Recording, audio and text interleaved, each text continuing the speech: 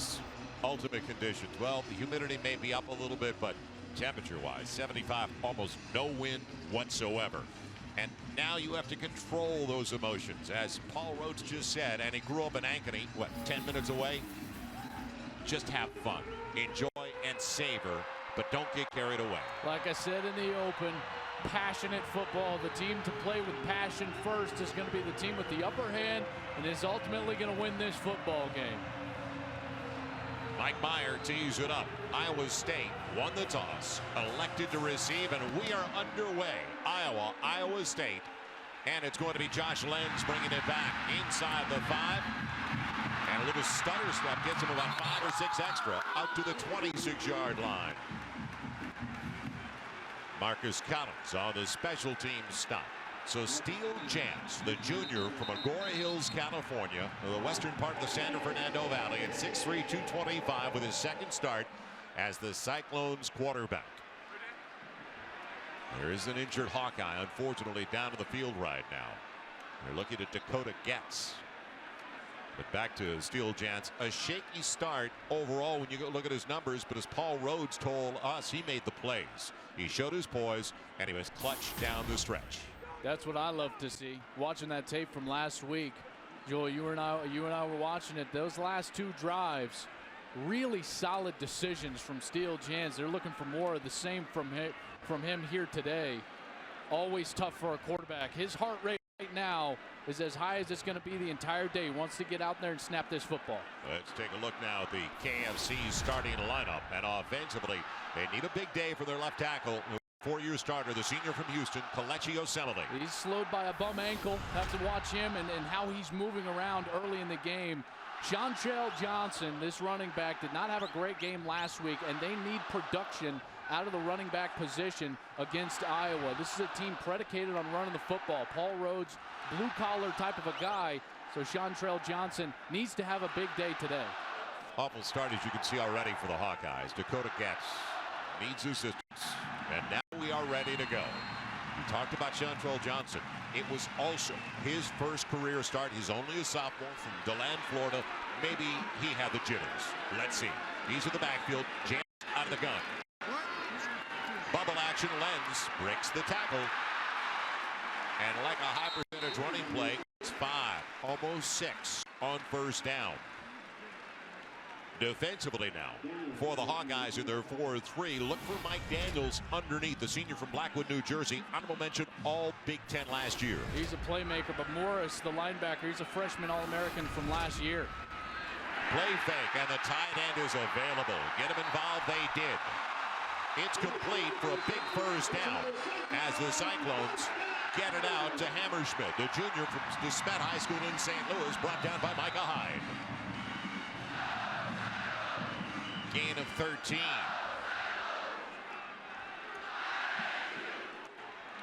Johnson with a nice spin and about 8 on first down. The keys, as you see them, Joel, for the Cyclones coming in. They have to win the turnover battle. So important versus a ball control offense in Iowa. And play within yourself. Be disciplined against this Iowa Hawkeye team. That's what Iowa State needs to do today. Johnson needs to. He's got it, getting at the boundary, and a lot more. Across the 40, they'll put him out at the 39. So an impressive beginning from their own 26. Back-to-back first down, shut down by Sean Prater on the outside. Yeah, attacking the perimeter of Iowa's defense right now, not wanting to go into the middle, the strength of the Iowa Hawkeye defense. I really love the game plan. Easy completions and attacking the perimeter thus far. Bunch on that far side, the short side. A lot of time for Steele Chance. Wide open Lenz. He missed it down to the goal line. He gets the first down anyway, going underneath the Hammerschmidt, but Josh Lenz was wide open. Wow, all the time in the world for Steele Chance. I think he's nervous, Joel, because he had Lenz wide open, deep center of your screen, running towards the end zone. He checks the ball down, which is always a good decision, but missing an opportunity early.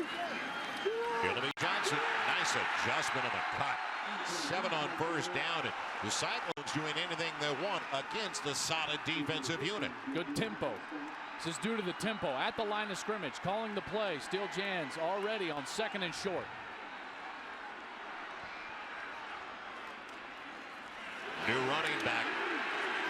to Jeff Woody.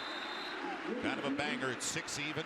240, sophomore from Pleasant Hill, Iowa. Former walk-on scholarship now, and he's right at the first down marker, and he moves the chains. She's brought down by Kirksey. For the tempo and the rhythm. Quarterback territory as well. Good tempo, good rhythm, as you said, but inside the 20, Jans has got to be perfect right now. Accurate throws, good decisions in the run game.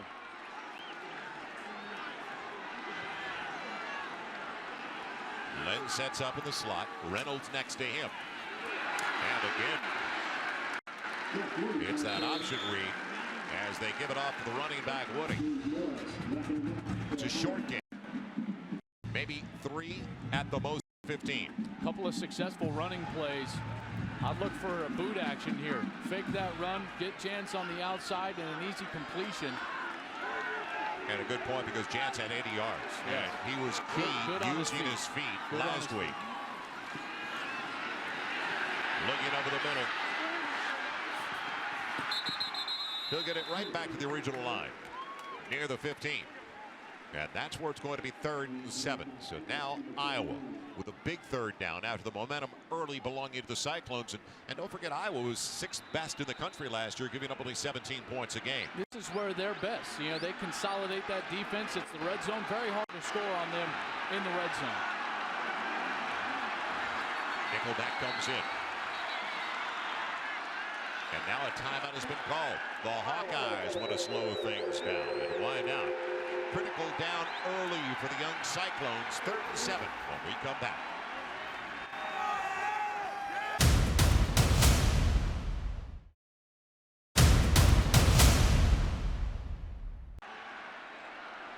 Opening drive of the game. 9 plays already. Quarterback draw. Good call. Steal Jans. Inside the 5, 1st and goal.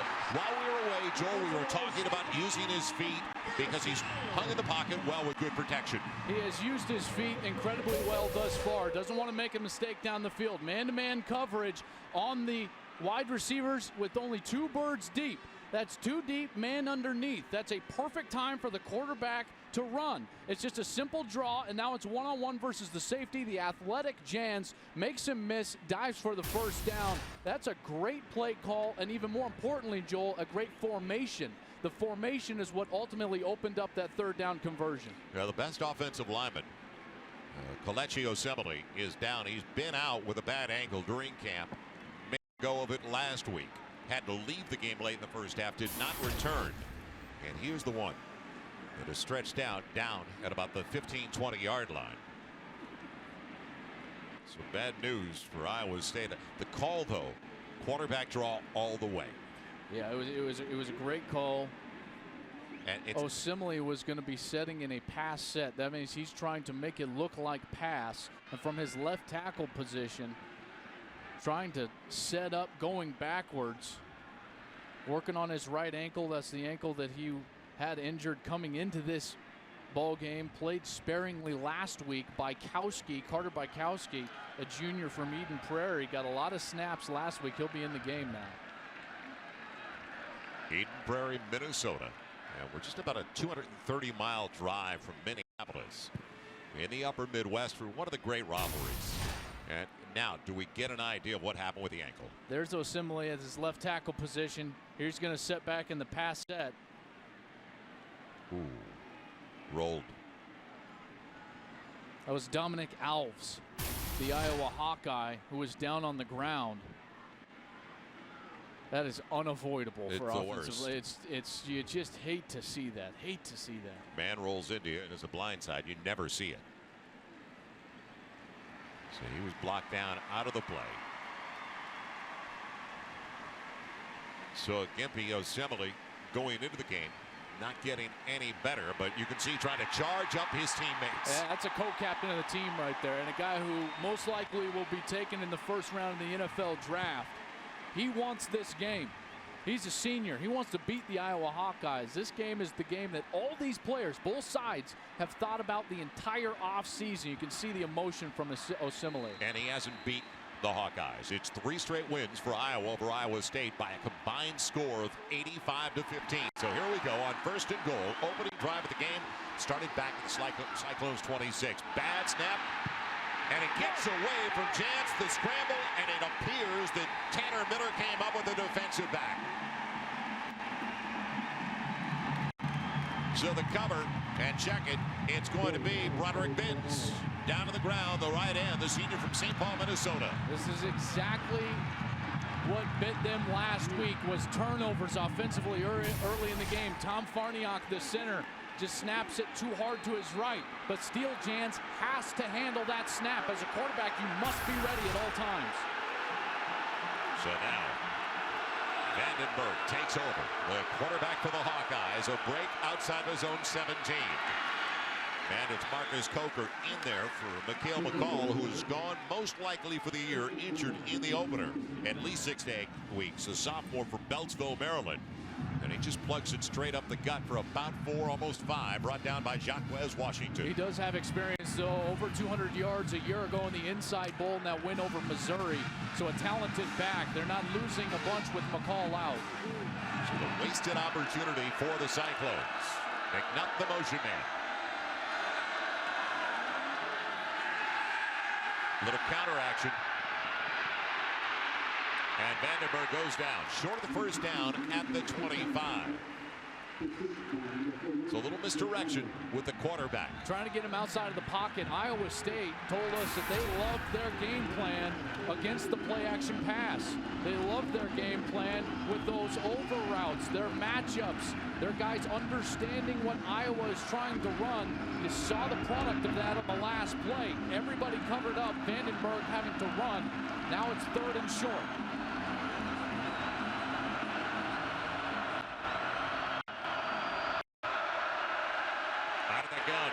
Isolation play, and the grab is made.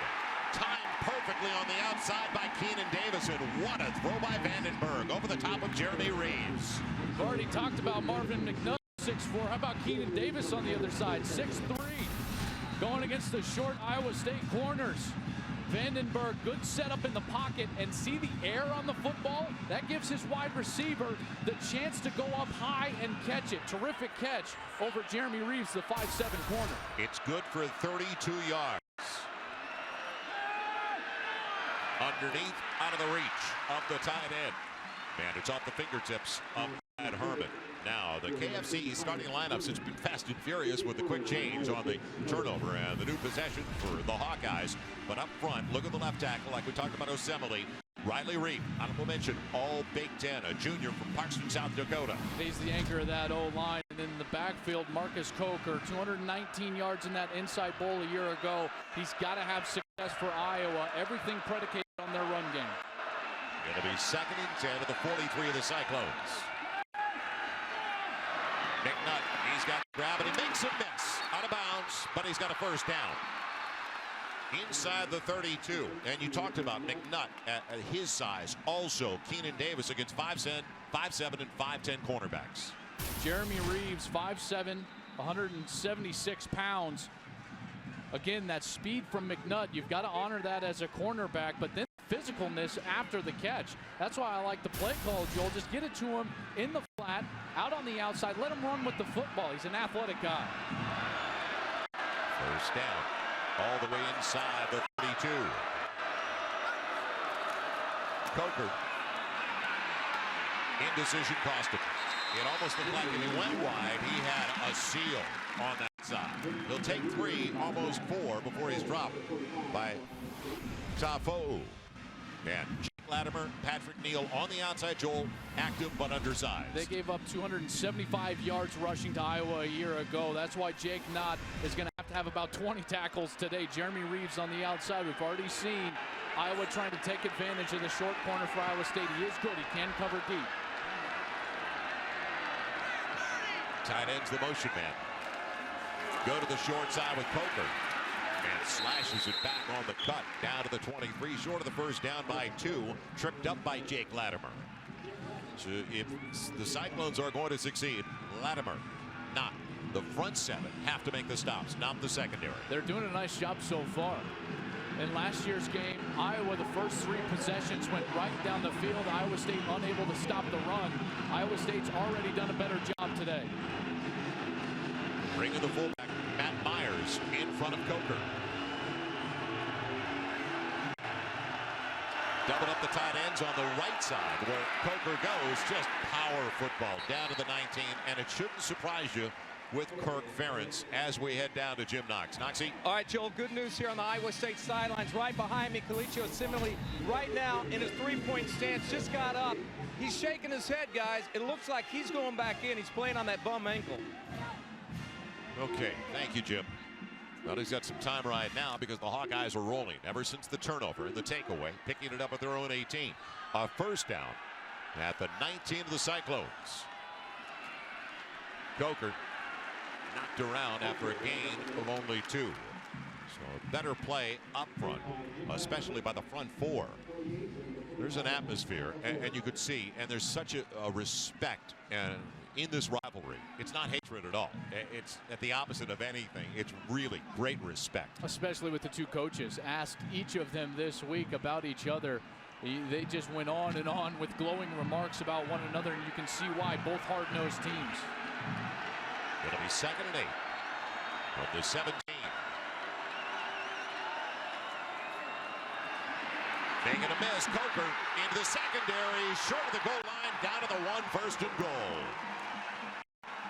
Talk about following your blocking. Exactly, and how about 73 Adam Geddes, understanding that you've got to get Jake Knott out of the front. Runs him out, Coker, good cutback, back to the inside, getting himself all the way down to the 1-yard line. But I love Geddes' block. It wasn't a big, tough block, but he's got to get Jake Knott occupied, which he did. It'll be Coker. Man, he may have lost a yard. Great penetration by the Cyclones that time. It'll be outside the 1, 2nd and goal from there. So it looked like Iowa State was going to have the early lead. The workaholic has been Marcus Coker so far. He's brought down by Klein. Klein was the first one in there with the good penetration. A.J. Klein, the middle linebacker, next to Jake Knott. This is where the mismatch on the outside comes into play. A quick fade on the outside to Marvin McNutt is always a good play. He's not in the game right now, though. 3 tight ends. And a fullback and a false start. Move it back.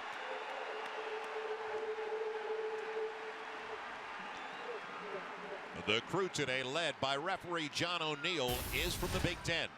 Going to get a false start right on the left tight end. 3 tight ends in the game, trying to get a quick start. Trying to go on 2 inside the 5. That's a product of a young quarterback. Inside the 5, you never go on anything but 1 because you don't want to go backwards 5 yards. Don't throw any change-ups at your offensive line. Good call.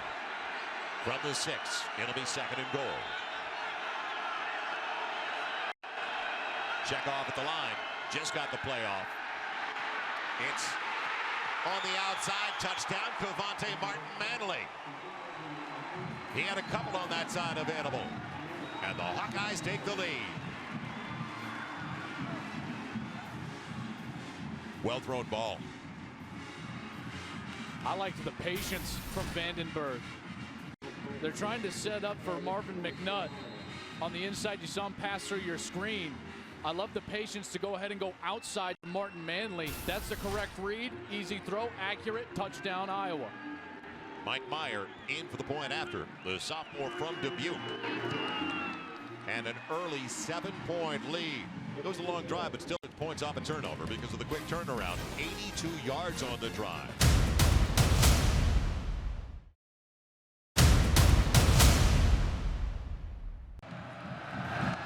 Mike Meyer kicks it away. It'll be Josh Lenz once again. A little bit deeper this time. Taking it a yard in the end zone. Nothing there. Good coverage, specials play by the Hawkeyes. One thing the Hawkeyes don't do is beat themselves. They are sound in every area of the game. Castillo downfield to make the play. Well, this college football season, Fox Sports proud to support Dream Foundation. We're making dreams come true for adults facing a life-threatening illness. There's no greater time to help those in need than when time is limited. Text DREAM to 41518 to donate $10 and turn dreams into lasting memories. Now, how do the Cyclones respond to the adversity we just saw? And right away, a false start.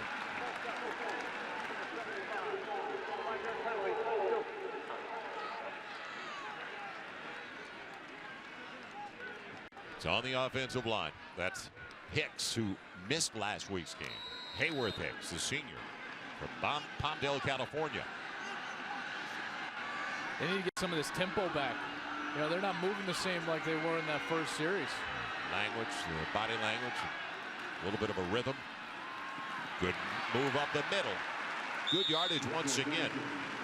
Chantrell Johnson finding a rhythm early. He only averaged 3 on 9 carries last week as he's brought down by Micah Hyde. So they were talking about the sophomore from Dallas, James White, also alternating snaps potentially. He got 7 on the carry.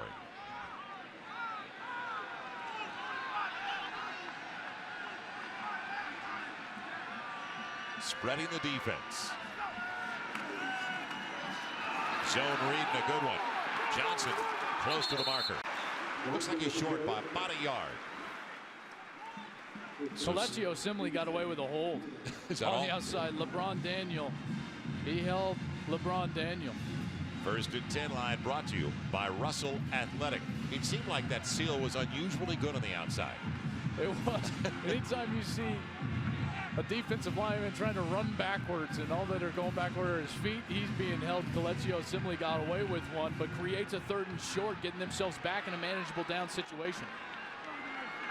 Need a yard. Won't get it. They brought in Woody.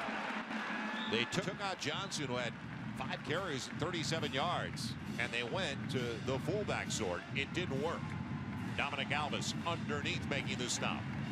Too predictable out of that formation. Yes. With Woody in the backfield. Hammerschmidt, the tight end, also in the backfield. Your big boy lineup. That would have been a perfect opportunity to play action pass, but now Vanderkamp having to come in and punt. Micah Hyde waits back for the Hawkeyes. Almost no wind whatsoever. And a pretty good one. Looking into the sun. Hyde trying to make a miss. And runs out of raising room. It was a 47-yard punt. Great coverage downfield. Derail Givens, the first one of the scene for the Cyclones. But the Hawkeyes get it back. And they're up by 7.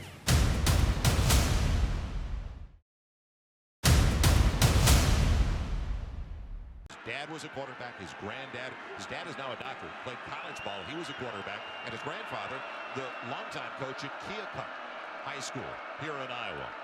So it's all in the family, and what an impressive start for him today.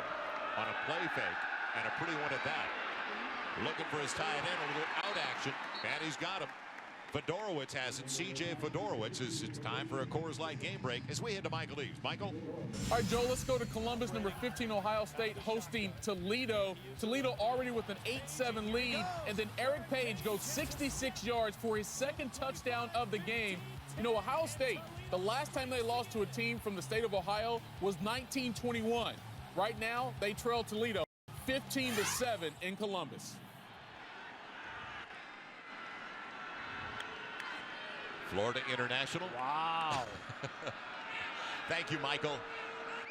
It's a 1st down for the 49. A little trap action. And inside the 45, down to the 44. Good yardage of 7 on 1st down before he's met by A.J. Klein. For Iowa, the keys to victory: be yourself. Tough, hard-nosed, blue-collar group. They can run the football. You've already seen it here today. And defensively, be disciplined versus that zone option-style attack from Steele Jansen, Iowa State. They've already done a nice job, even though Iowa State drove down the field, getting the turnover, creating some momentum for their offense. I mentioned, Joel, they really don't beat themselves with Kirk Ferentz as their head coach. And this is 13th season. The 6th longest tenured head coach in college football now. And it's going to be a 1st down going sideways. It's Marcus Coker once again off to a strong start, wrapped up by the end. Patrick Neal moves the chains once again. These are easy 1st downs for a quarterback. You saw how open Fedorowicz was, the tight end. If plays to go off of play action, if they continue to run the ball this effectively, watch out for Marvin McNutt deep against those small corners. That's their big play opportunity. McNutt right now is on the bottom of your screen. Up top, it's Keenan Davis. Keep it in the hands of Coker. Not much available, but still the downhill lean. 3 or 4 yards, but it looks like it doesn't get much at all, and he's dropped by A.J. Klein. And that's where it's important to have that consistency you were talking about with a head coach, because these guys know, these offensive players, that Kirk Ferentz is okay with 4 yards. It doesn't have to always be a touchdown. It doesn't always have to be 10 yards. They understand how to plod through a drive, and you can tell no panic for Iowa right now, just running their offense. It'll be 2nd and 7. Mark Manley checked into the game, the extra wide receiver. Keep it on the ground. It's Coker again, short of the first down by about 3. Washington, the D-back, on his back. 150th game last week. 150 in Iowa, so 1-5-1 today for one of the best guys that we deal with in all of college football, Kirk Ferentz. And he doesn't get enough credit for the type of coach he is. Look at all that success, 9 bowl games. This guy has won, Big Ten championships, been conference coach of the year, national coach of the year. He's one of the best in the country. And he understands, we'll talk about it a little bit later, the culture of Iowa football. Coker, he's got the first down. So he just barrels his way inside the 30, but like Kirk Ferentz said, they're not a program that can go across the country and look at players, a big-time program like that. The walk-ons have been impact players here at Iowa. How about 10 walk-on players in the 2 deep right now for Iowa?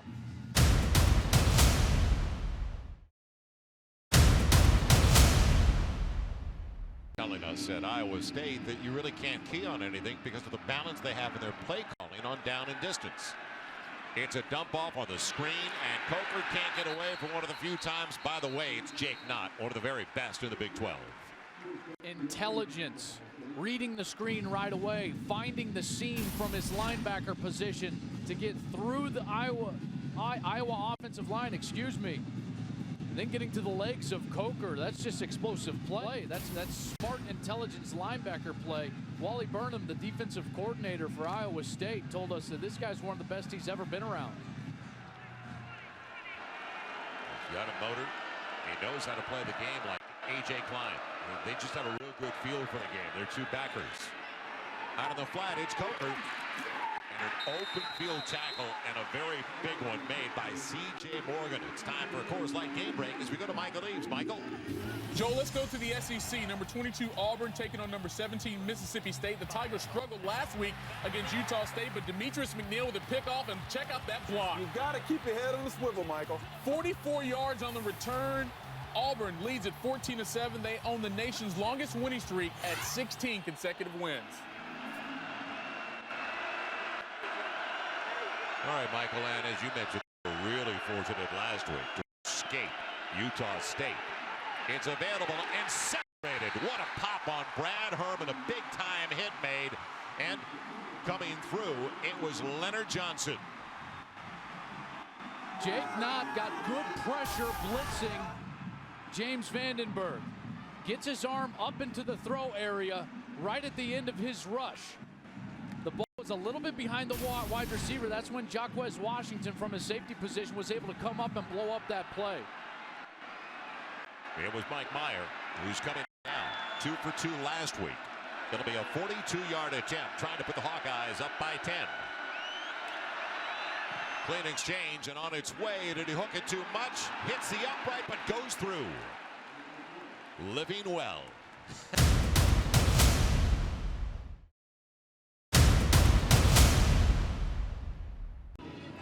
Puts everything in perspective. It absolutely does. And as tomorrow approaches, think of not only all the men and women in uniform around the country, those of you in uniform here at home serving all of us, and also all the heroes that weren't in uniform that day. Just,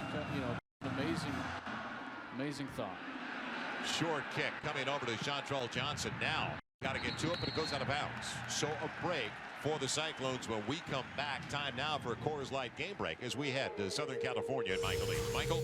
All right, Joe, let's go to the Big Ten. Number 9, Wisconsin, hosting Oregon State, who lost to Sac State last week. Not a good start for the Beavers. Russell Wilson, Jacob Pedersen, and Wisconsin jumps out to the early lead over Oregon State. Could fall at 0-2 to start the season. And how about Michigan State taking on Florida Atlantic? Edwin Baker goes in from 9 yards. The 16th ranked Spartans up 17-0. They've won 8 straight at home.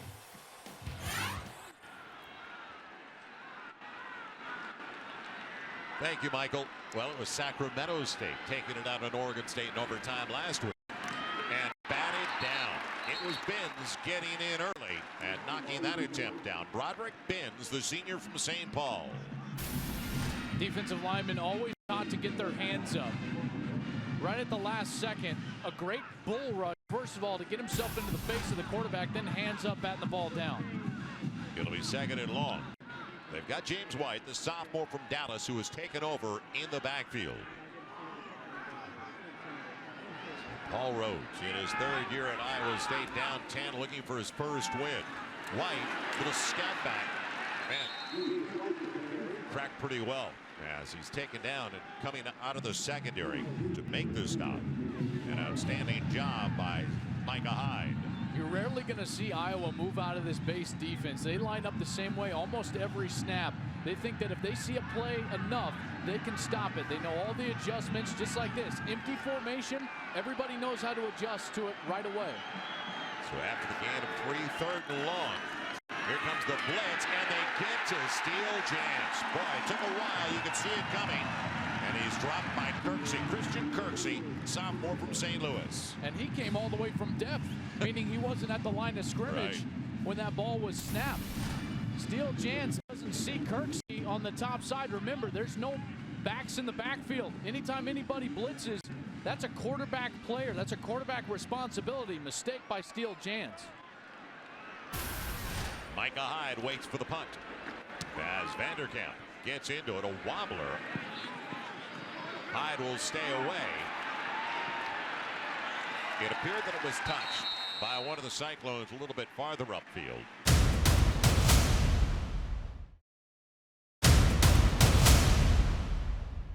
At first down from the 5. Strong side, right side. And back up the middle, a guy that's obviously carrying it like a bar of gold. Marcus Coker, who put it on the ground twice last week. That was clearly emphasized in practice this week. The coaches talking about it to us as we conversated with them this week. Iowa, not a team that beats themselves. And if you put it on the ground in this methodical type of attack, that's what will beat you the quickest, is putting it on the ground. They got 5 on first down. Second and 5 from the 10. Great penetration to the outside. In a hurry, they get to it. It was Willie Scott, the sophomore from Orlando. Jim Knox, what's the latest on the sideline? Okay, Joel, you guys have been talking about this throughout the game. That is Jeremy Reeves and the smaller defensive backs of Iowa State going against the larger wide receivers of Iowa like Martin McNutt. Now, I talked to Jeremy Reeves. He's holding his ground so far. He told me before the game he thinks he can out-jump him. He actually dunks a basketball with 2 hands. But it's going to be interesting to see as Iowa moves the ball down the field. Just a fade route toward the end zone or so. McNutt clearly has the advantage in height. McNutt on the short side. They double up on that side. And out of the gun on a third and about 9. The sack from behind. They get him down and around the 2-3-yard line. Ronnie Nelson, the junior from Miami. A junior college kid from Yuba Community College. Started 2 years there, led the league in sacks, 16 and a half last year in 2009. This is just a motor sack. Beats the offensive guard, comes all the way back, loops back around to get to Vandenberg. Good coverage in the secondary, not allowing Vandenberg to get the ball out of his hand quickly. Anytime we talk about the ends, the rush ends of the Cyclones, I guess we're going to say they're undersized but great motors, great speed. That's right. Across the board. Now, Guthrie ready to punt it away. And it'll be a delay game. Well, from the 2, it'll go to the 1. Guthrie, the punter's a pretty good one. He grew up 10 minutes from the Iowa State campus. His grandfather, a professor here at State. His dad went here. His mom still works at Iowa State, but when he was a senior in high school, Gene Chizik didn't give him a look.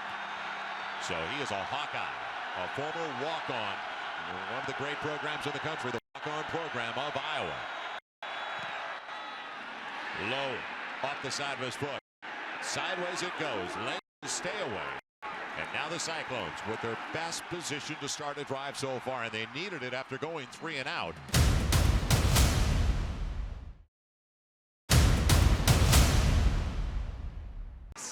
Exceptional game.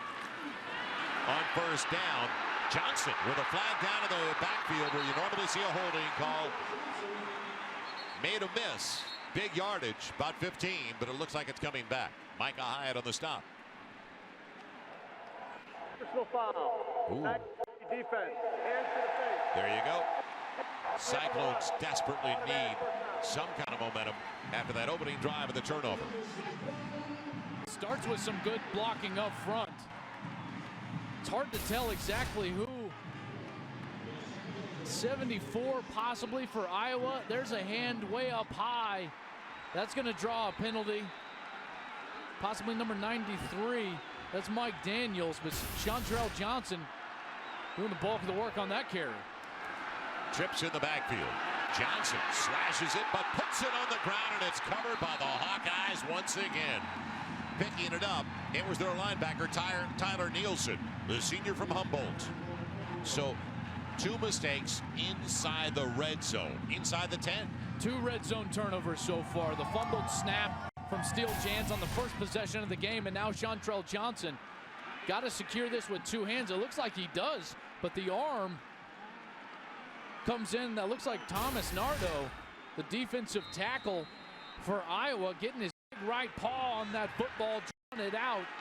Huge turnover for Iowa. Paul Rhodes got to be pulling his hair out right now. Mistakes for the Cyclones. And it was Steve Jans last week that made mistakes. He had 3 turnovers in the game, and they were lucky to come away with a 20-19 win in their opener over Northern Iowa. Boy, not a bad block. Was that the guard who pulled it? It was a great kick out block. Neal makes the stop on Coker, but it was textbook. Don't do a lot of things on offense, just like defense, but what they do run, they run very well. Exceptional detail from Iowa. It's what allows them to be so successful running the ball. 2nd and 6, that's exactly what they wanted, 4 yards. And they got it. That block was Jonathan Gibb, the junior from Houston, a fullback at 6'3", 240. Coker. And it's on the ground. Cyclones get it right back. Yes, Iowa State recovers.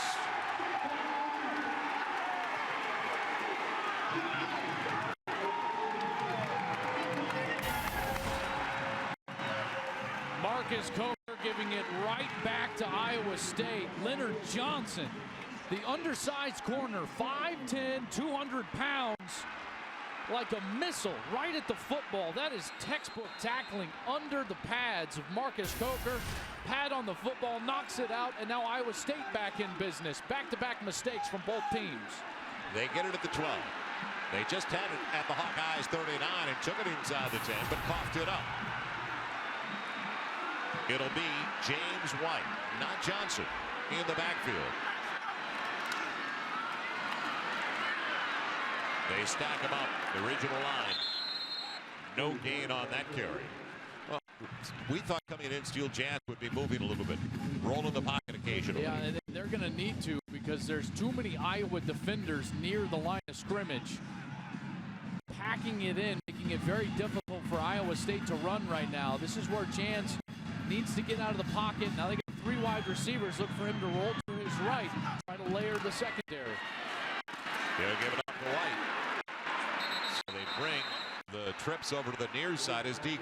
Too conservative, Joel, too conservative. I understand there's been some mistakes, but right now they need 6 points. This crowd wants to get into this ball game. They want to get loud.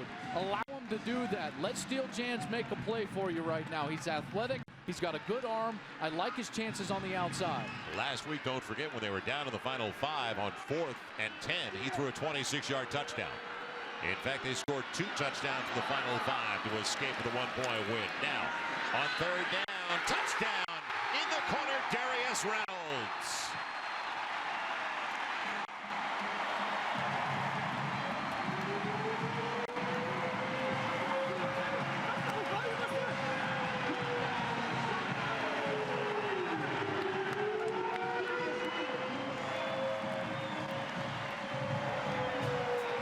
Taller wide receivers, Reynolds, the senior from Woodbridge, Virginia. Zach Iyer in for the point after, but now all of a sudden points off a mistake by Iowa. Looks like they're going to take a look at this, maybe trying to Did he come down? Look at his foot to see if he comes down. Seal Jans, I thought this ball was very accurate, allowing Reynolds to get that foot down. The foot is definitely down. Let's see if he retains possession through the fall. Definitely looks like he does. Joel, how about that's accurate right there. That's exactly where the ball's got to be. The defender has no chance. No chance. That's Greg Castillo, the corner for Iowa, trying to play against the bigger Darius Reynolds. Definitely looks like he retains possession, had that foot down. Pretty easy call. Touchdown, Iowa State.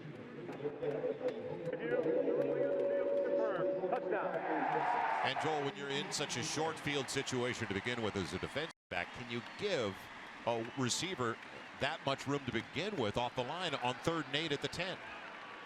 Just depends on the defensive call. You know, if he's got help inside, then clearly he can play with outside leverage. If he doesn't, Joel, he's got to play inside to avoid that slant pass being thrown inside. So the cat and mouse game, that's where the coordinators come into play. It'll be Geyer for the point after, the senior from Urbandale, Iowa. And a brand new ball game.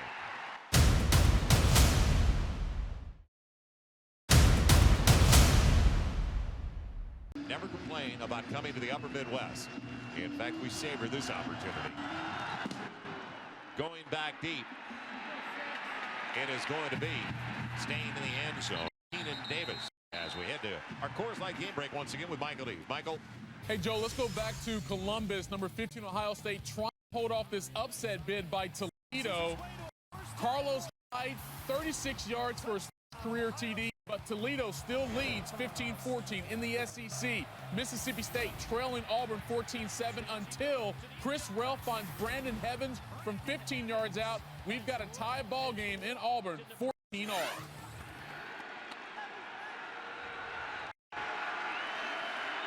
Will Auburn, and there's plenty of time in both games, be able to escape once again. Put it on the ground, holds on. He is driven down in a hurry. So he's dropped by Jake Latimer. Also, Defoe. Matt Defoe coming in from his middle linebacker position. A good read. Look how he gets downhill, the Sutter step, and then getting himself all the way to the running back. Something happens up front. When the linebacker is unblocked like that, Joel, the defensive tackle did its job. The offensive line unable to get to the second level and block the linebacker. 3 wide receivers set.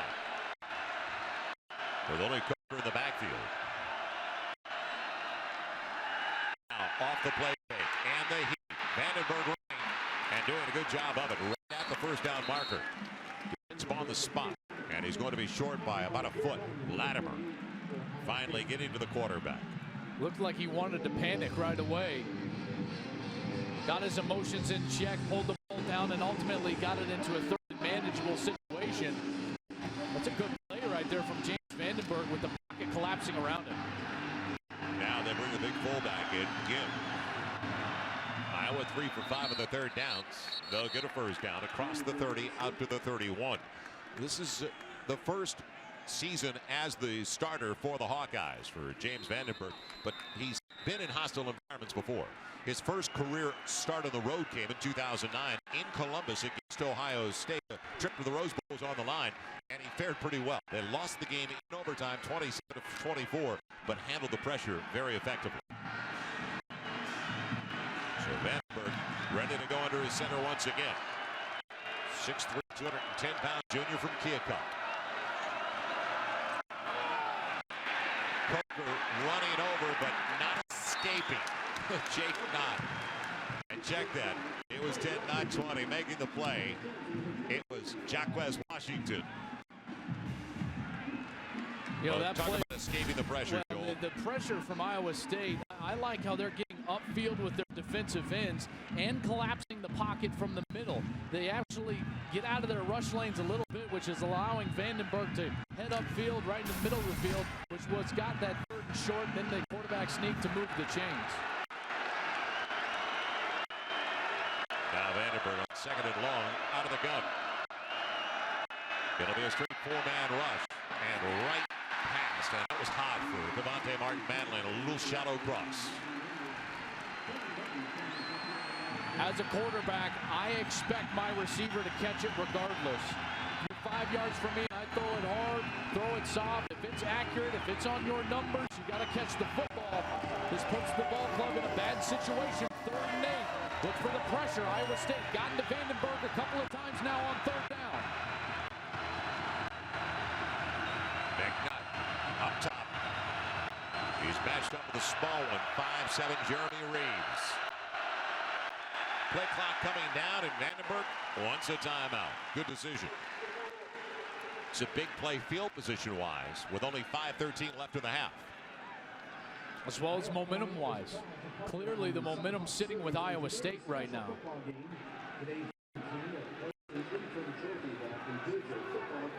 Coaches poll the top 10 with Oklahoma, the preseason #1. Ahead of Alabama, Wisconsin. We talked about them a little bit earlier with Michael Eaves. And how about Oklahoma State with an impressive win at and flexing a little defensive muscle in that game on Thursday night. That's the one question mark I had about Oklahoma State. Clearly Brandon Whedon and Justin Blackman are going to be able to put up points.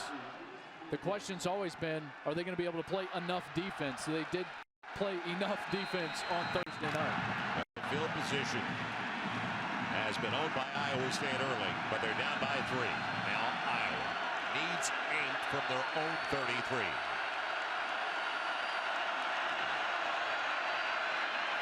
Ton of time and a low wide throw.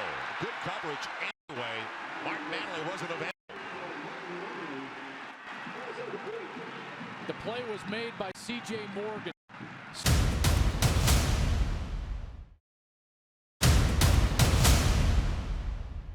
C.J. Morgan comes in, number 27 for Iowa State, as a linebacker in nickel situations, and he forced Martin Manley way too wide in the route. There was not enough spacing there for Vandenberg to get the ball over in the secondary.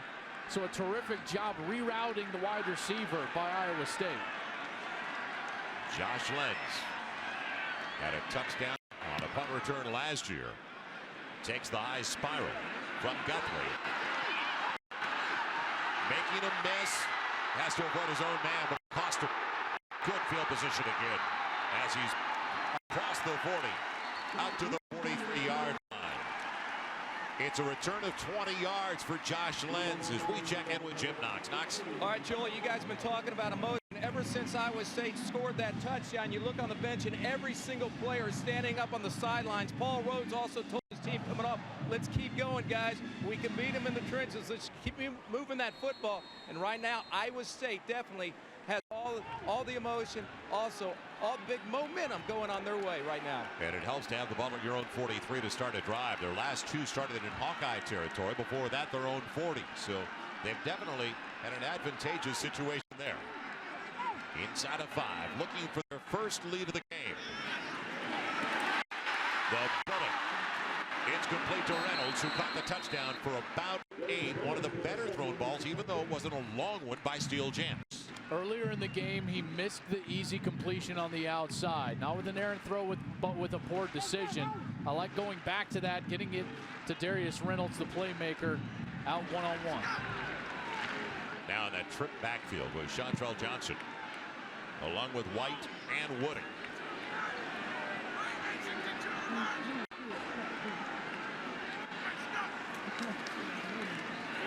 Off the play fake.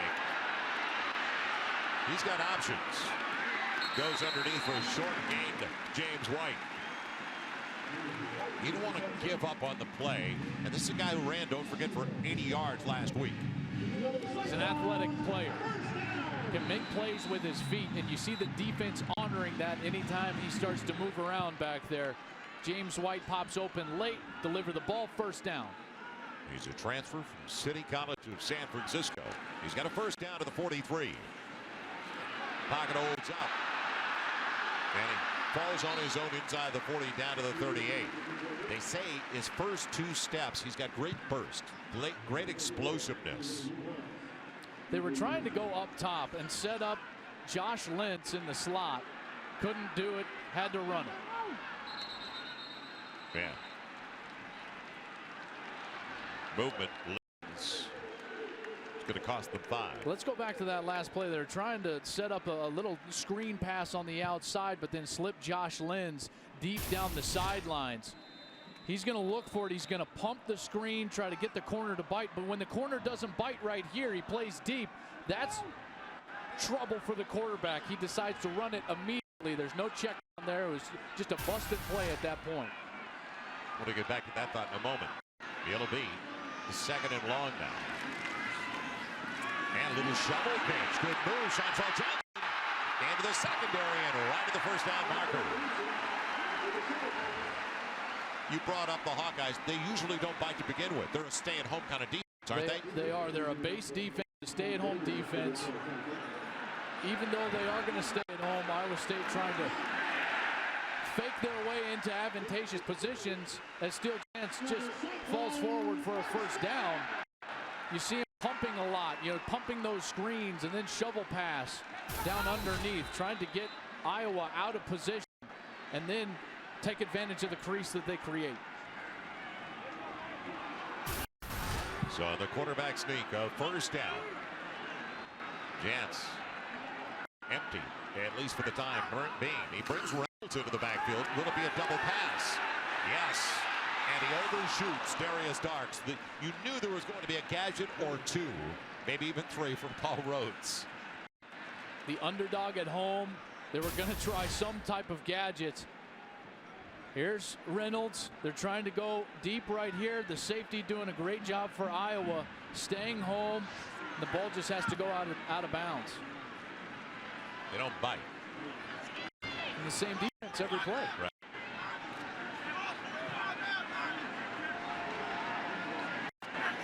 Now it's going to be 2nd and 10.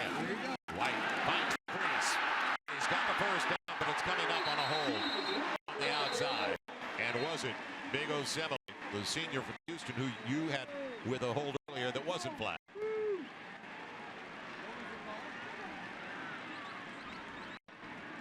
There's a reason there was a nice lane over to the left side.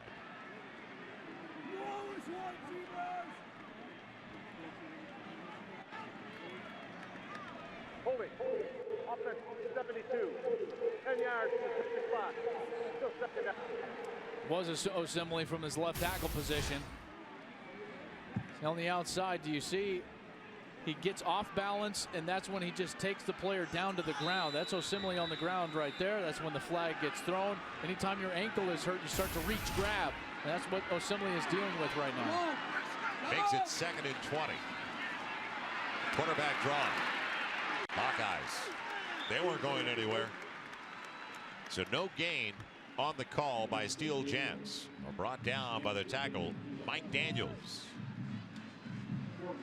So now, can they get it? If they don't get the first down, at least field goal territory. And that's what the quarterback's got to think about right now. You want to think about the 31, 32-yard line, not necessarily the first down, but you want to get the ball right in here so that you can possibly attempt a field goal. Plenty of time for the quarterback, Steele Jance. Makes it miss. You talk about the 31, 32. We'll take a pop at the 35 as he's jolted backwards by Sean Prater. Excellent coverage downfield from Iowa. Chance nowhere to go with the ball. This is when the elusiveness takes over. Trying to get to that field goal mark. Gets all the way to the 35. Now Iowa State with the decision. Looking over to the sidelines. What's Paul Rhodes going to do? Not a bad tackle by Prater. Sending him about 3 or 4 yards backwards. First team all Big Tenner last season. So they're waiting to determine. Brent Mahoney tries the long field goals. Geyer is the guy inside of 40. And a timeout. 46 seconds left. You don't want to miss a field goal and give a short field to Iowa. That's what Paul Rhodes is thinking about right now. How accurate does he think his kicker can be? And he told Mahoney that you're there for kickoffs now. And Mahoney had been his place kicker the last couple of years. You're there for the long ones because Mahoney had a 57-yarder against Nebraska last year. So It's attainable. Let's head downstairs. Jim Knox. And Joel, I talked to Mahoney before the game. He told me he is good anything within 60 yards. Now to the Geico halftime report. Michael Eaves, Marcus Allen in the studio. Check it out. They'll go over top 10 scores. Also Mississippi State in action today. Wisconsin going against Oregon State. Much more coming your way on the Geico halftime report, guys. So Grant Mahoney, 2 for 5 in his career in the Cyhawk series at least. The senior from Marion, Iowa, with a 54-yard attempt. On its way. And he's got plenty of distance. It's all even at 10.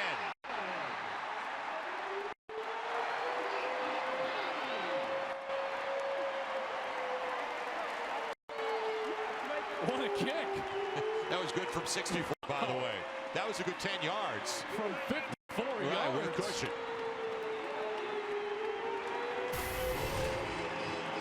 Plenty of leg for Mahoney. It's just a question if he can keep it between the uprights. A great shot from the fellas. Spin of the laces. Solid contact. Head down. Carries it. What a kick. Ties the score at 10. Shades of Mason Crosby. Shades of elevation like Boulder. So it's a brand new ball game after an early 10-0 lead. And how good does Grant Mahoney feel? That's a pressure kick. You're trying to tie the score inside of a minute in the first half in the in-state rivalry game. What a kick from Mahoney. So he will kick it away. Going back deep. It's going to be Keenan Davis. Along with Bullock. Damon Bullock over to the far side. He's still jacked up as they'll have to cover that one off the chest of Bullock after that 54-yard field goal. So the Hawkeyes get it back. They have one timeout on the board, 41 seconds left in the half. They had the early mo, but all of a sudden, the turnover, the field position, it belonged to the Cyclones in the second 15 minutes of play. It all started when Kirby Vanderkamp, the punter for Iowa State, pinned them back deep. Then they got the good field position, the turnover. All of a sudden, it's a tie score. You'd have to think of the 20. Hawkeyes were only one time out of the board. Will play close to the vest. First and 10 line brought to you by Russell Athletic. And they will. Gonna be Coker for about 6. Bounces to the 27. Give him 7 on the carry. And that should be the final play unless they want to go hurry up. Doesn't appear that way. But what an entertaining start. Almost like 2 games. The first 15 minutes, all Iowa. They control the line of scrimmage. And then it shifted to Iowa State. And that'll do it.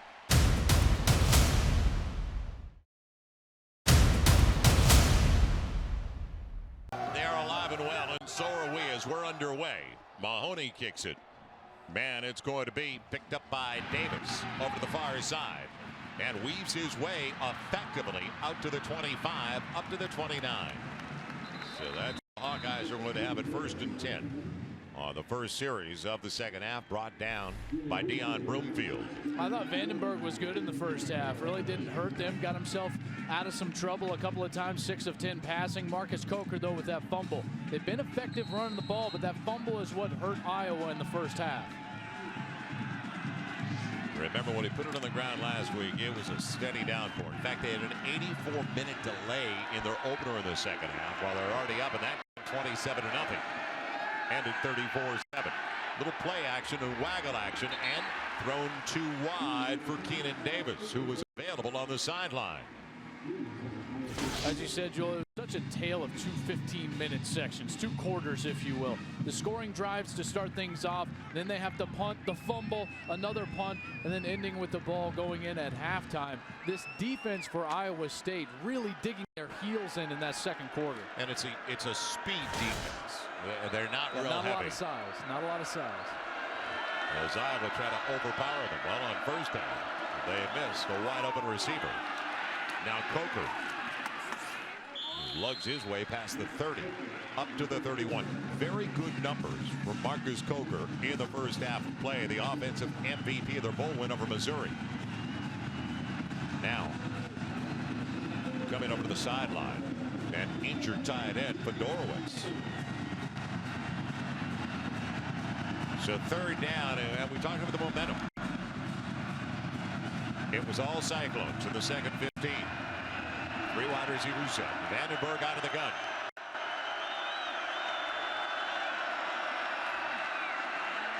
Pocket holds up and he throws in traffic. Double coverage and wide of Marvin McNutt, who they've not been able to really get on track today. Good coverage by Jeremy Reeves. Jeremy Reeves, the corner, plus the outside linebacker, 27, C.J. Morgan, really flexing out all the way wide, all the way to the wide receiver. The ball high into the outside, not an accurate throw. If that ball is put on the numbers for McNutt, that's going to be a first down. So Vandenberg's got to settle himself down so far in the second half. Guthrie into punt, 3 and out. That's the way it begins for the Hawkeyes. Good punt by Guthrie. Backpedaling, it'll be Lenz. From the 10, wide receiver Josh Lenz. Now there's a flag down at about the 32. He is also stopped at the 28. 58-yard punt. Now, what about the flag on the far side from the Cyclone bench? Coaches for Iowa State not happy right now. The flag all the way up the 30-yard line, right in front of the Iowa State bench.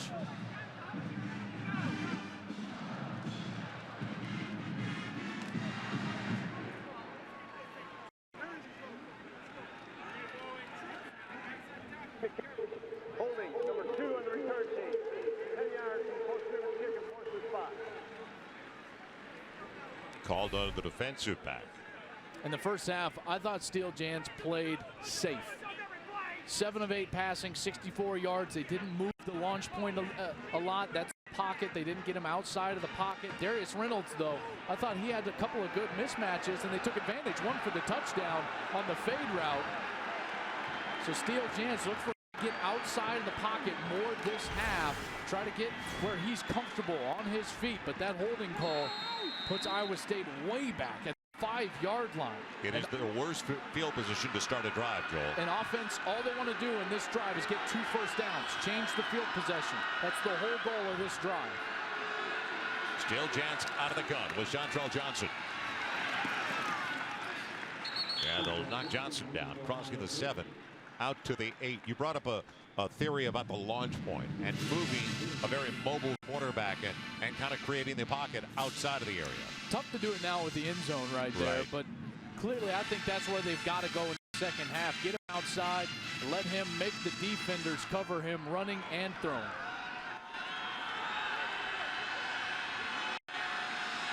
Opening 2 minutes of the second half.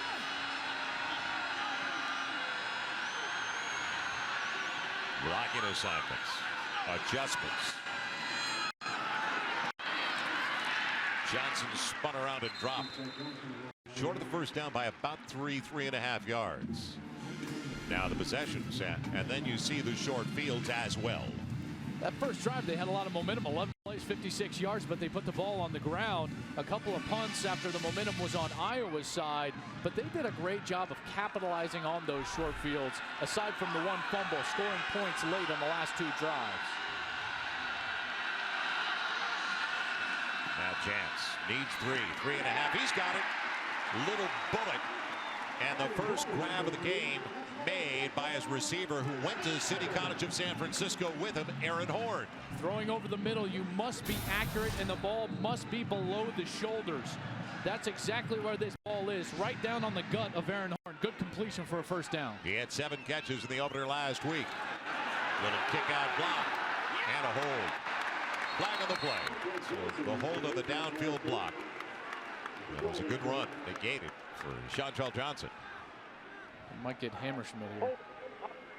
6, 10 yards from the spot. Hard to tell what number he said. Darius Darks, number 6, was on that side, I believe, and Kirk Hammerschmidt, the tight end, number 86, was also on that side. Penalties early in the and the set of downs really put you behind the momentum, behind the chains. You're unable to stay on schedule, what they say. Spot foul, so they mark it off from the infraction back to the 16. It'll be 1st and 15.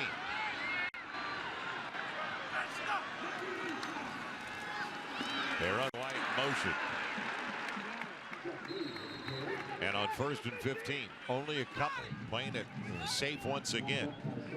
Kirksey in on that stop. Woody, the carrier. What about the game plan coming in that we reset now for Iowa State? Well, they had to win the turnover battle. They're -1 right now. Turning the ball over twice. They had to play within themselves. Steele Jans is doing that. In fact, I'd like him to take some more shots here in the second half. Pocket holds up, and collision course ball comes out. The man who created the collision, Kirksey, may have also come up with it. Is it a completion and a fumble? Yes. That was a Jones. Tough pop on White. Branderhorst comes over the middle. Another accurate throw. The backup tight end, boy, he didn't have a lot of time. I'm sure this one's going to be reviewed. Didn't look like he had a lot of time to make a football move, get a couple of feet down. This is going to be very tough. They are going to review it. There's no question. And did he possess the football? We couldn't tell from that angle.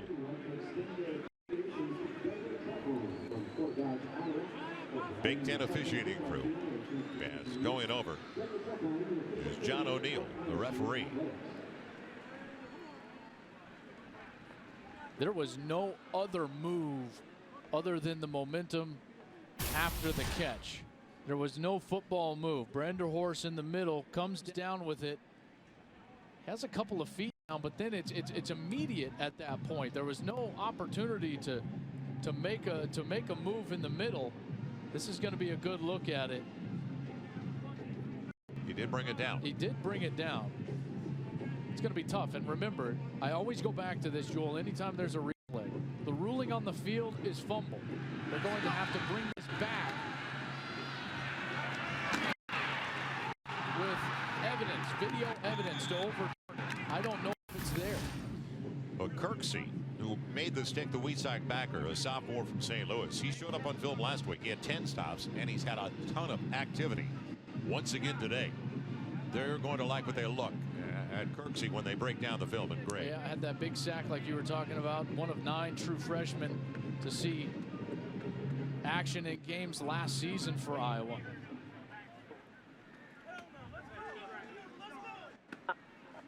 It will be Hawkeye ball.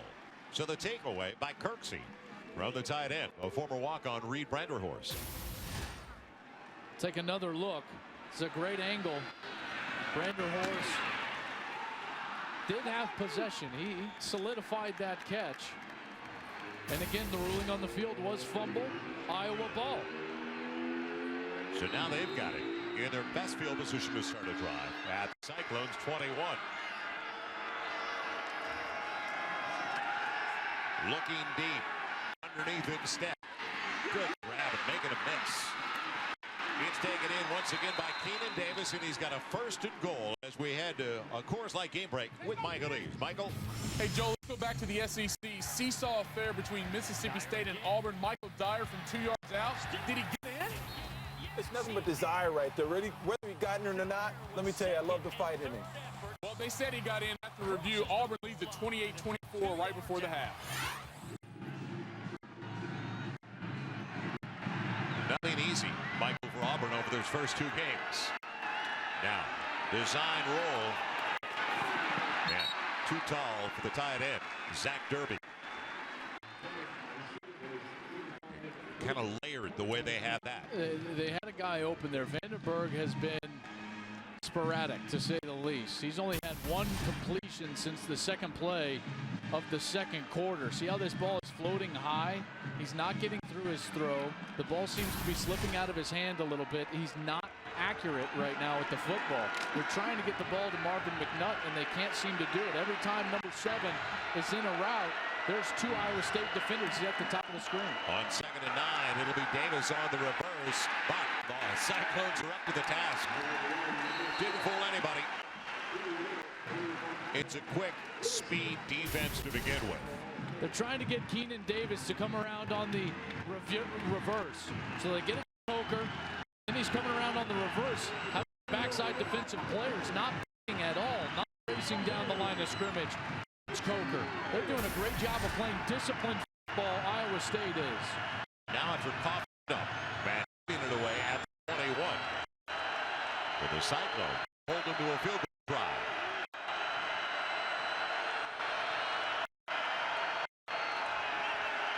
Time for Vandenberg underneath and short of the goal line is Martin Manning.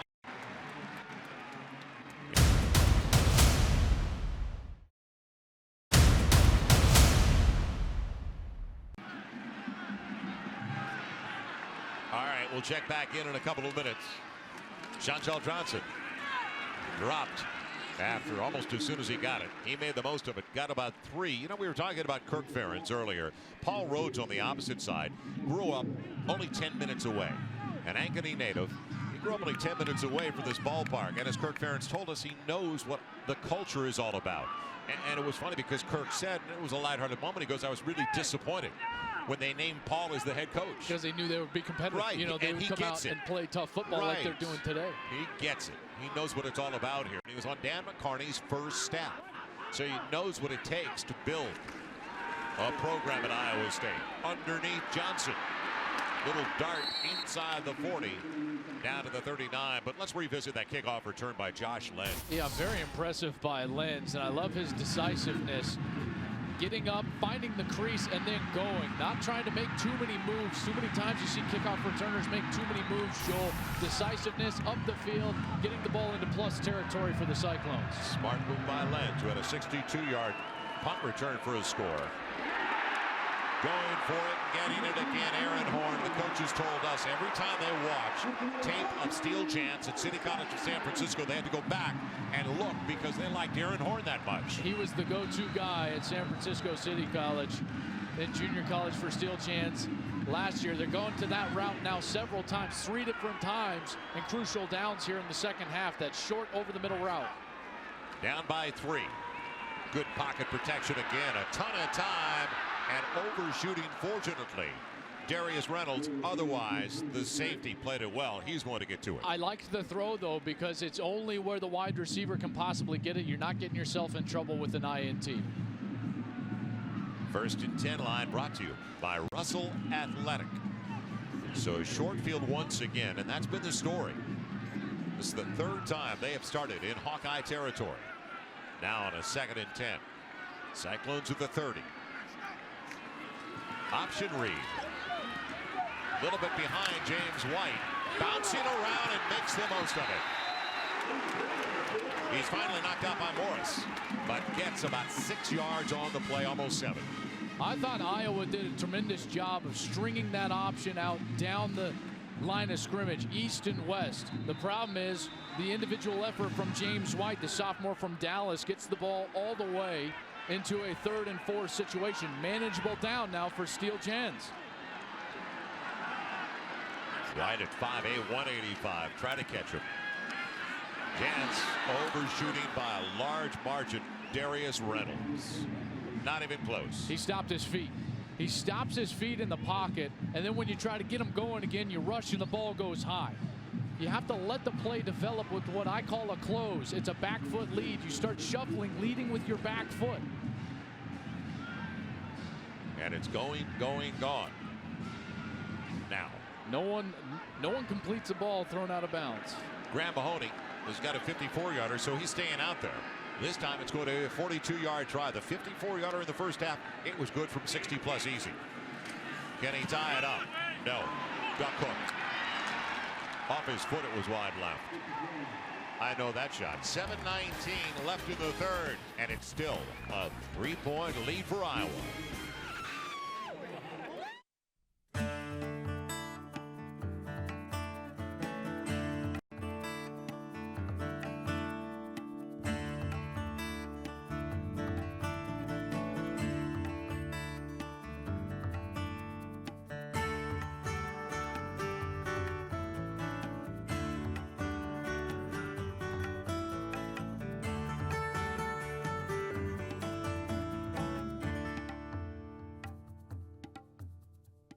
Introducing Fox Sports Game Connect, the ultimate second screen experience for fans. Tune in, log on, and be a part of the most interactive forum during Marlins games.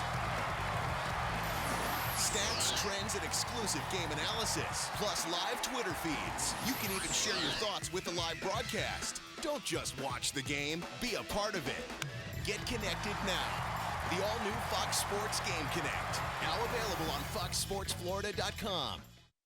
Gearheads, get ready for the car show. For guys who appreciate a good lube job. It's all that's cool in the world of cars, and everything is fair game. Yeah! Huh? The Car Show, Wednesday at 10, only on Speed. We could never all agree on what kind of pizza to get. Someone would always have to settle. Now that all of our favorite pizzas from Pizza Hut are just $10 each, everyone can get exactly what they want. $10! For the first time in my life, I don't have to settle. Just talking about pizza though, right? Yep. Any pizza at Pizza Hut is just $10. Any pizza, any size, any crust, any toppings is just $10 when you carry out. Only for a limited time and only at your Pizza Hut. All your favorites right at your fingertips. Ordering at pizzahut.com has never been easier. I'm Dr. Stephen Harrison. After suffering a car accident, the first priority is your health. Often people are influenced by referral services and they forget about the importance of treating their injuries. At Total Health and Rehab, we focus on the root of your pain and treat it accordingly. We provide comprehensive treatment by having a chiropractor, licensed physical therapist, and medical doctor all in one location. It's time to get rid of the pain once and for all. Total Health and Rehab, providing medically supervised physical therapy and chiropractic. The Dan Patrick Show, weekdays. Check local listings.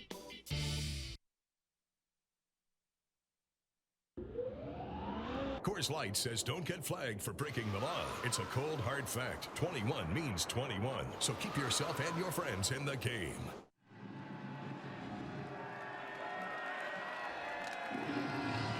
The 3-point lead for Iowa, and after the missed field goal, Hawkeyes. They get into their own 24.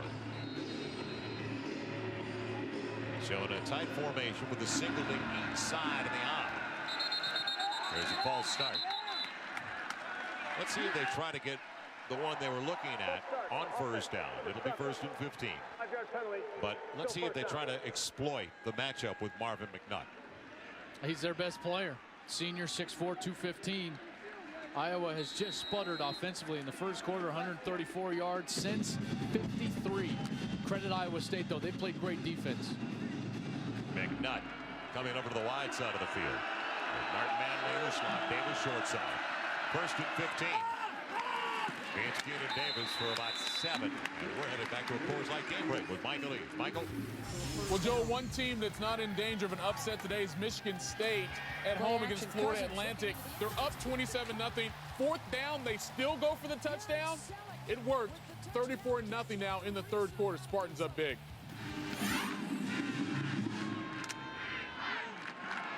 All right, thank you, Michael. No shot there. It'll be a gain of about 7. Make it 2nd and 8.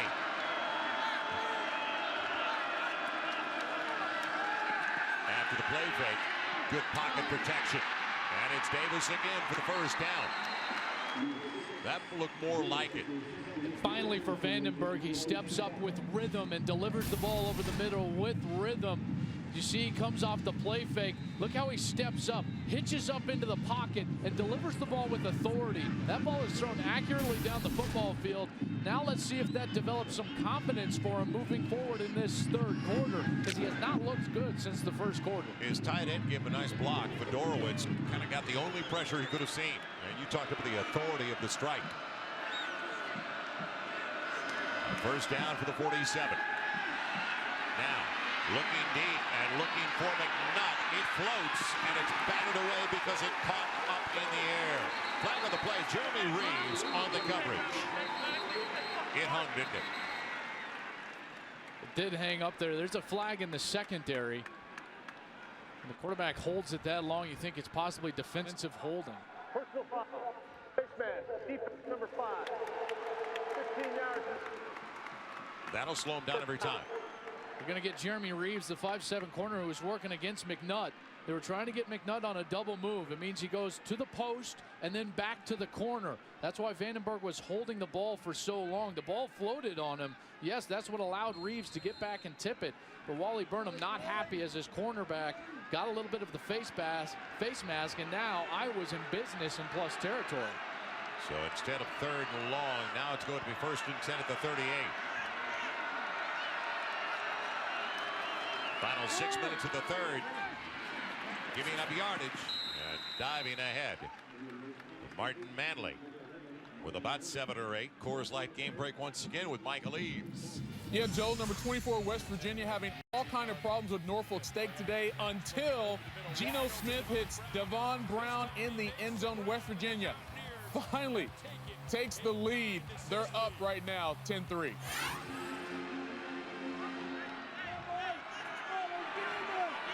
Thank you, Michael. It'll be 2nd and short. Coker denied completely. Cut off at the pass. And Defoe making the play. He's the downhill linebacker.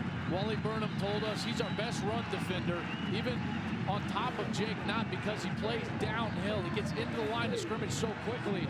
You saw a product of that on the last play, and now a critical 3rd down situation for Iowa. Got to find McNutt on this play. He's too good.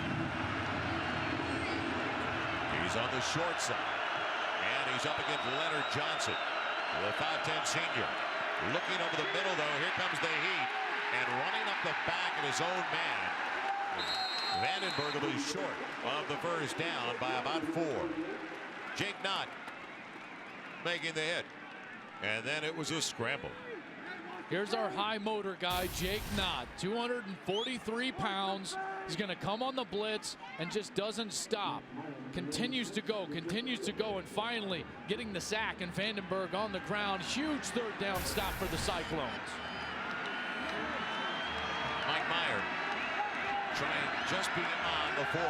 It'll be between 50 and 51 yards away for a 6-point lead. Does it stay inside the upright? Yes. A 50-yarder officially.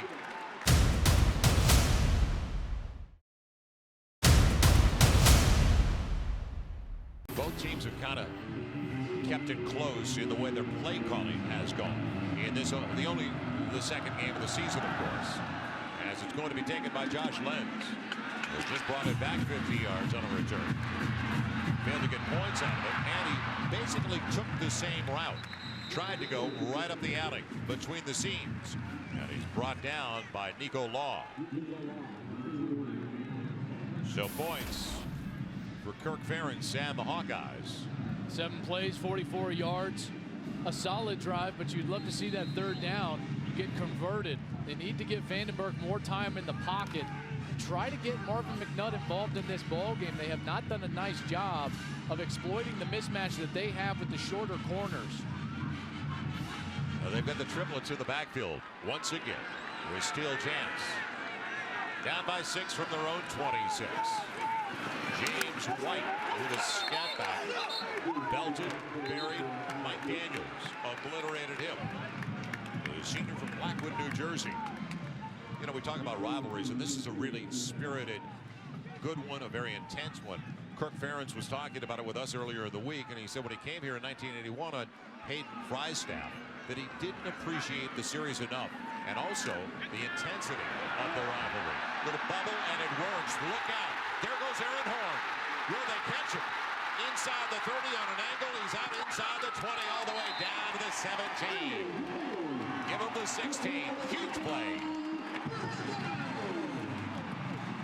Miller had the angle, 57 yards. Executed perfectly, the bubble screen. I loved Aaron Horn's patience, not running into the middle of the defense too soon, allowing the hole to open up. Jans accurately hits him, and it's down the rail.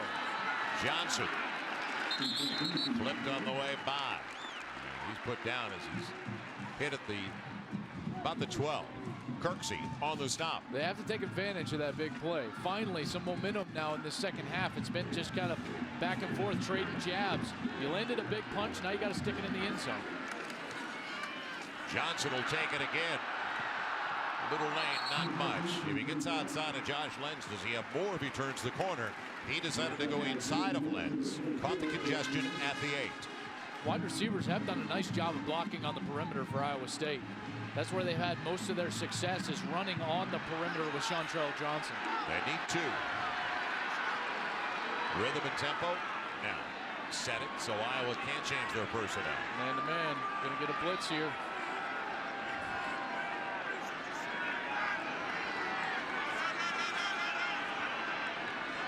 Will they go the other way? You called it. Here he comes. The throw, corner of the end zone. Touchdown! Iowa State. Josh Lenz on the receiving end.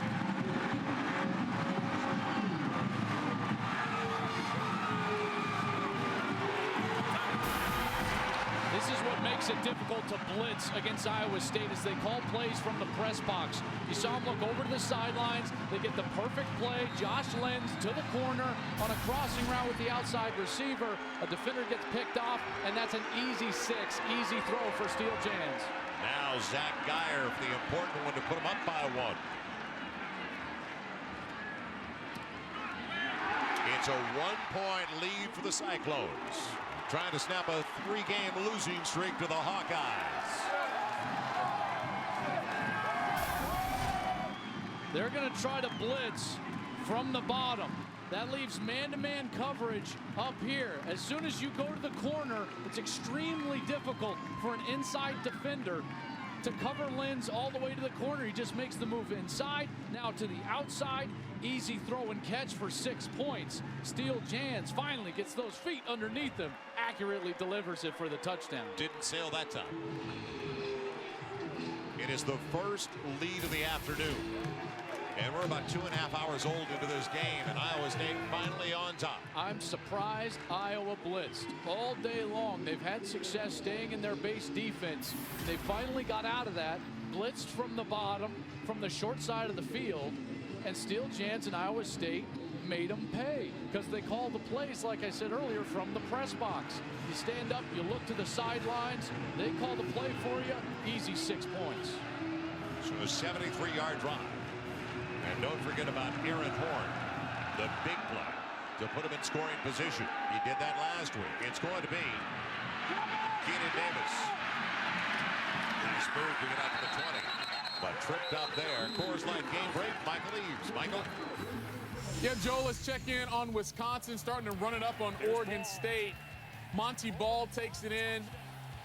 328 yards in the third quarter. Oregon State is about to start the season 0-2 after losing last week to Sac State. Wisconsin up big, 35-0, fourth quarter.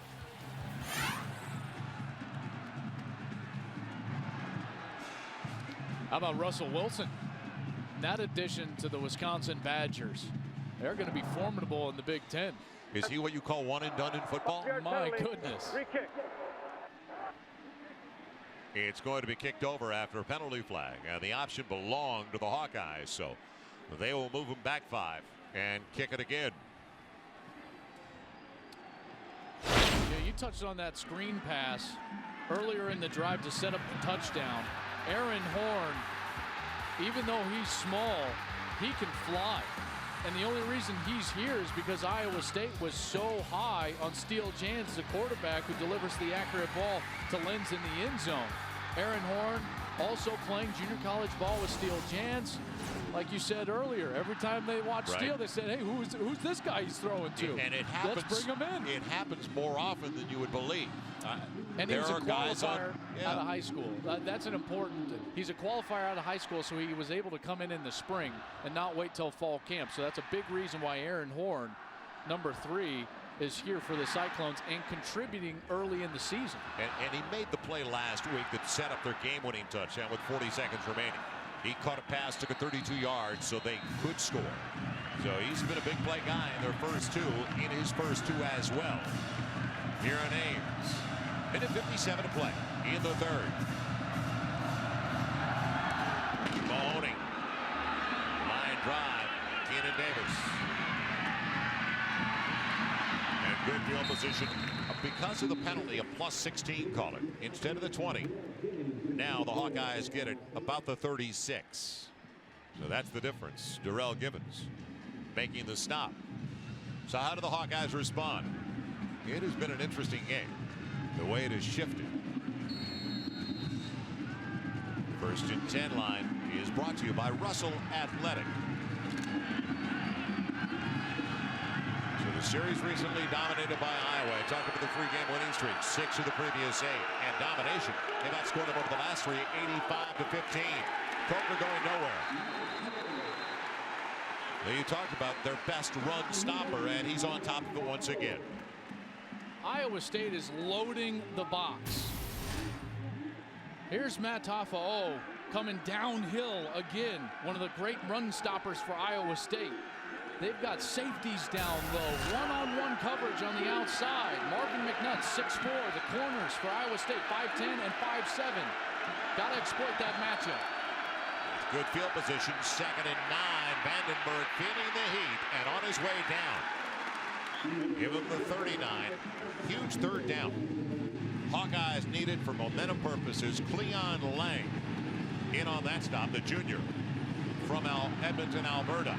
Wally Burnham, the Iowa State defensive coordinator, has had a great plan today. We asked him what he was most confident in coming into this game. He said, it's my game plan. I think I know where they're headed with their offense, and they've played like it today. Well, not once again very active for him. His quickest underneath guy just made that play. Cleon Lang. Now on 3rd and 6. Behind. Poorly thrown for Keenan Davis. Not close. Was it rushed? Because it looked available inside. It looked there. Vandenberg stopped his feet, threw a poor ball. But all the passion and emotion of this ball game has swung over to Iowa State. That defense has been electric since the first quarter. They're quick. They got a break last week, not the D. The D was solid all game. They couldn't get off the field at times. Wally Burnham told us. That's giving up too many 3rd down conversions. Josh Lenz waits back, and they take it and make a miss at the 15. With a flag down to the play, he's down at the 20.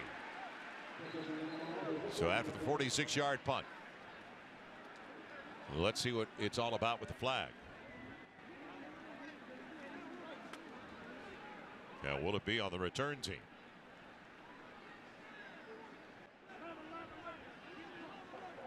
Return. Block in the back. Number 10 in the return team. So with a 1-point lead, now the Cyclones starting deep in their own territory once again.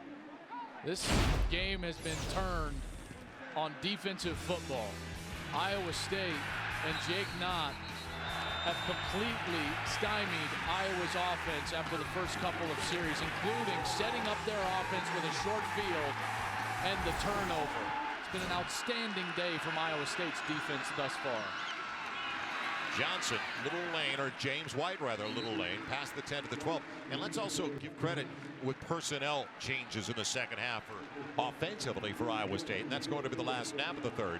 And I bring that up because Aaron Horn didn't play at all in the first half. Well, and he's been a factor again. He didn't have any contribution in the first half, but boy, he's been there in the second half. Paul Rhodes going to the combo, the junior college combo, Steele Jans and Aaron Horn. So we have played 45 minutes of very entertaining rivalry football. It's a 1-point lead for the Cy-Hawk Trophy for the Cyclones of Iowa State. They lead it 17-16. And you're watching Big 12 College Football Saturday presented by Academy Sports and Outdoors.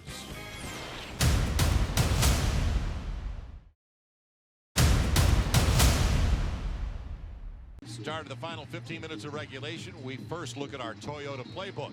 The bubble screen. So many teams run it, but not effectively. Aaron Horn is your middle receiver, and he's going to try to find this seam after his linemen get out into the sidewalk, is what I would call it. At this point, he's got to wait for these 2 linemen and curl around him and then get north and south. It's a perfect job of doing that. He's able to just go the distance all the way down the field because of the patience behind those offensive linemen. That's a guy who was not on the field in the first half, but personnel adjustments offensively, they got him out there. And a difference maker in the second half. It's available, and The guy we're talking about, maybe alligator arms, saw somebody coming, Aaron Horn. I think he heard Christian Kirksey, number 20, the linebacker, coming from his weak side linebacker position. And Branderhorst had already talked to him about him. Yes, he did. Kirksey's the one who caused the fumble earlier in the game. Right. Knocked it away from a sandwich of Branderhorst. So now 3rd and 7 from the 12. Good pocket protection. Now, the wheels of steel. Chance gets him a first down. Boy, the escape ability. Guess it's time for Coors Light game break to Michael Eads. Yeah, Joe, Ohio State trying to get rid of Toledo and Marcus. Here's was the vertical passing game you were talking about. Absolutely. They got all the speed, so you got to make a play like that. And they're up 27-22.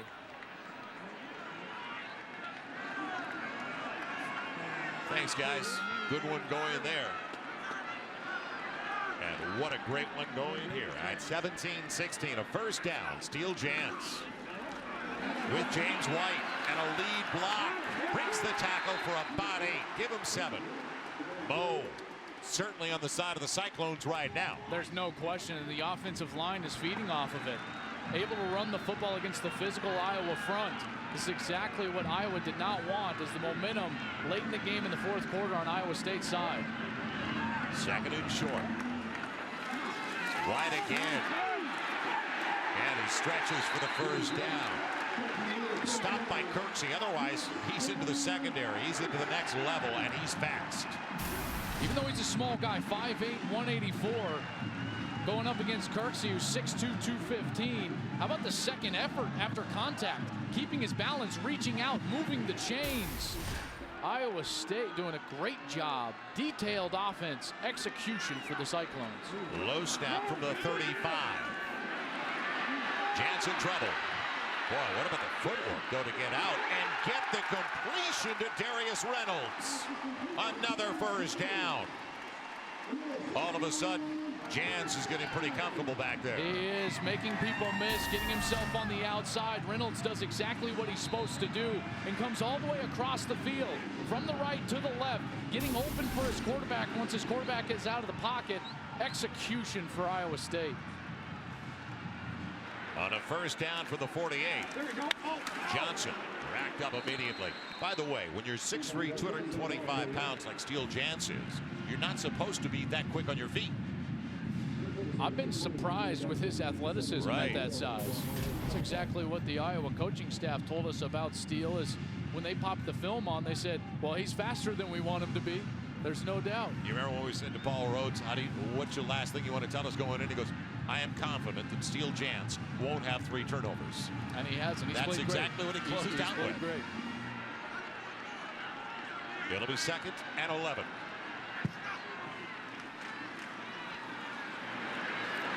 It's a floater over the middle, and Chantrell Johnson got away in the mismatch with the linebacker Tyler Nielsen. A little back against the linebacker, brought down by Sleeper. Good formation from Iowa State. An empty backfield, no running back, spreading out the defense. Iowa retaining their 2-safety look. 2 safeties back deep in the field. That creates a one-on-one mismatch on the short side with a linebacker. Iowa State exploits it. This drive started back at the 9 of the Cyclones. It's now a 1st and 10 of the Hawkeyes 37. Good zone read on the option. 9 on first down. Jans is doing everything right, and that handoff goes to Chantrell Johnson. Hey, how about Chris Young, number 15, the wide receiver, a solid block on the outside. They've had room on the perimeter only because of the selfless play by the wide receivers, getting on their blocks and staying on them for Chantrell Johnson. Chris Young, a junior, Austin, Texas. 2nd and short. Johnson tripped up, but still gets what he needed for the first down to the 24. And what is Osemele doing about 15 yards downfield? He's burying people. Right, trying to get a safety. He's burying people. 6'6", 347, the senior from Houston. What about that gimpy ankle? All of a sudden, it's okay. Shoot me up, Mick. 11:23 and counting. Left in the final 15 minutes.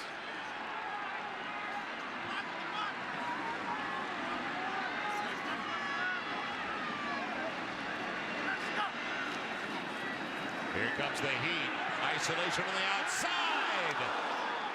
It would have been a phenomenal grab by Reynolds.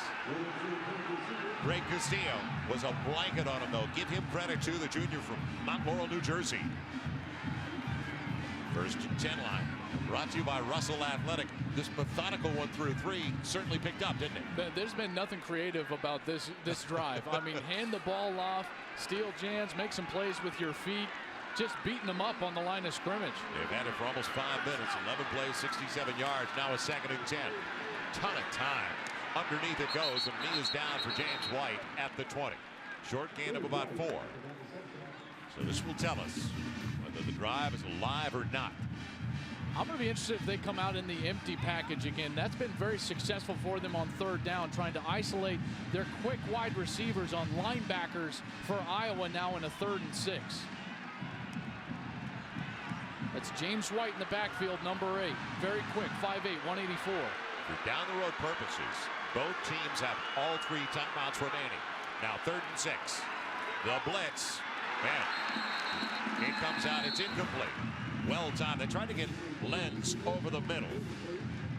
What a read, though. Defensively, an exceptional play by Micah Hyde. Yeah, Micah Hyde did a great job of understanding what his defense was doing. Number 18 right in your screen. With a blitz, the safety can play more aggressively, knowing that the ball is going to come out early. And he plays aggressively. He's up there, ready to make the tackle right at the point in which the receiver catches the ball. Terrific defense there. Shaq Geyer. This time on the field for a 38-yard attempt. Never had a prayer. So Mahoney hooked the last one.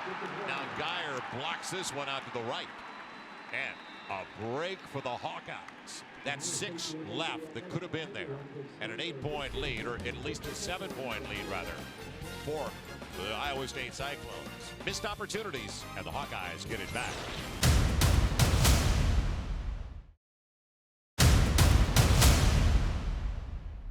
Back to Ames, Iowa. 10:20 left in regulation. And Paul Rhodes now in his 3rd season. As we talked about it before, was here with Dan McCarney. He's had some big moments already here. Nebraska beating them in Lincoln. All the turnovers by the Huskers, winning the Inside Bowl at the end of the 2009 season. And how about beating Texas last year? In Austin, first ever win by an ISU team over Texas down in Austin. Now he's got a chance to throw this one on that list. This would be a huge win for Paul Rhodes if his team can hang on in the last 10-20. It would be his first over Kirk Ferentz. A bullet to McNutt. And that was a better throw, wasn't it, from Vandenberg? It wasn't. It wasn't completely accurate, but a good wide receiver is going to haul that one in. McNutt is getting one-on-one matchups because Iowa State is committing so much to the run. That's Jeremy Reeves, the 5'7" corner, giving lots of cushion to the taller McNutt. That's an easy throw and catch for Iowa. That's something that they have to continue to exploit in this 4th quarter. That's only the 2nd grab of the game for Marvin McNutt for 26 yards. In the opener last week, 6 catches with 140 yards and 2 scores. Different story in Ames. Now going in a jump ball with McNutt, and it's behind him. Had both guys spinning, but give the little guy Jeremy Reeves credit again, with him every step of the way. Poor throw by Vandenberg. I thought he just threw this one up rather than giving Marvin McNutt a chance to catch this ball. Now, Reeves is a terrific cover corner. He's going to be step for step with him. But that ball is so far behind Marvin McNutt, there's no ability for an adjustment.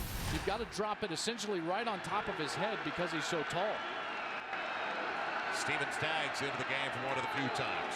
Down on 2nd and 10. Coker adjusting efficiently out of the backfield.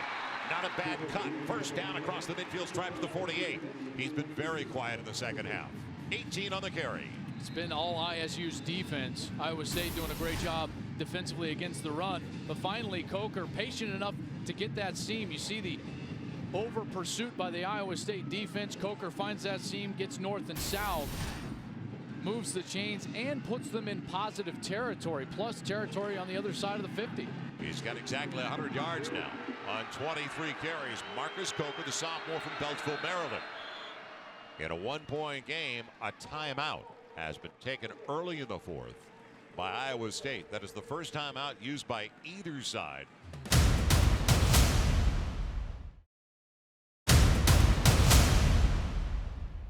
Maine. And now, Iowa with the football as we check in on our Sprint Unlimited update. The first series looked so easy for Iowa.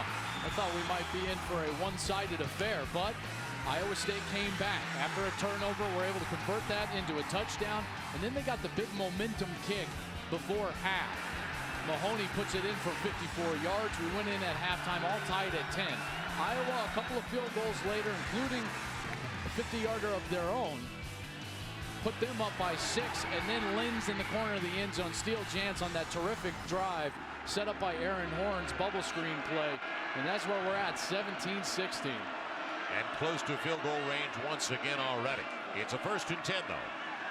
And on the deep drop, Vandenberg overshooting, yes. Floating it for Marvin McNutt. Interesting the way that transpired. That ball was going to be caught in front of defenders. Therefore, there cannot be that much air put on the ball. Only when the wide receiver is behind the defense do you put that much air on it. You see Reeves trying to collapse the margin between he and McNutt. But Vandenberg has got to find some sort of rhythm here because they have had wide receivers open down the field. With the miss, he is now 12 of 22 for 145 yards. So 2nd and 10. It'll be Coker. The cutback is effective again, but still out of field goal territory. Down to the 42, short of the first down as he dropped by Taryn Benton, a senior from Arlington, Texas, a 3-year starter. So that's the tough part on play calling now when you've got a quarterback, and you mentioned it's gone somewhat cold. And is he second guessing himself without that many career starts? Looks like we got a secondary player, Leonard Johnson. Or excuse me, that's Taryn Benton, 6 foot, 208 pounds. Senior from Arlington. He's the safety, suffering from some cramps right now. It is a hot day. His defense has been on the field for a long time. Iowa has won that time of possession battle here today. But on 3rd down, this is where Iowa State has done such a great job in the second half of getting off the field. A good defensive game plan from Wally Burnham and Paul Rhodes. They've been able to get pressure on James Vandenberg back in the pocket for Iowa. You talk about the 3rd downs, and Burnham told us they couldn't get off the field last week, and that was one of their big problems. This week, a different story.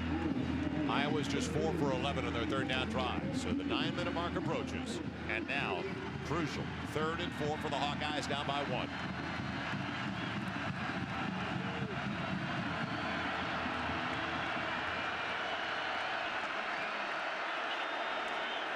Vandenberg, quarterback draw. He wants it himself. He'll get it. He's got the first down by a couple of yards to the 36. Not a shock on the call. I like it. A.J. Klein meets him there. It was a good play call from Iowa's perspective because everyone dropped back and there were big lanes, only 3 rushers for Iowa State. Plus, they double-teamed Jake Knott, 2 offensive linemen, or excuse me, a lineman and a fullback there. Marcus Coker, the tailback, getting in a chip shot on Jake Knott as well, taking care of the best player for Iowa State. Big conversion, biggest to the game. Coker running out of racing room. Inside the 35, down to the 32, picks up 4. Again, it's A.J. Klein. So you'll hear Knott, you'll hear Klein. They're so active. We have not seen Jake Latimer make big plays, and that's a guy also on the outside with a big motor for Iowa State. However, those 4 down linemen have done their job, taking up the blocks of the front for Iowa, because we've been calling Klein and Knott and Tafa'o quite a bit in this game. They have not been blocked. 2nd and 6.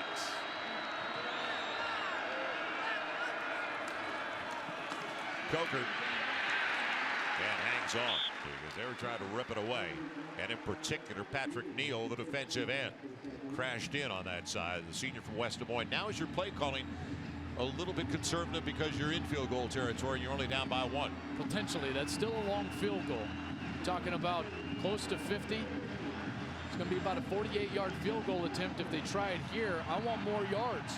I got to try to convert this if I'm Vandenberg. 7-10 and counting. All 3 timeouts remaining. Meyer has been perfect. He is 3 of 3 today, 5 of 5 in the year.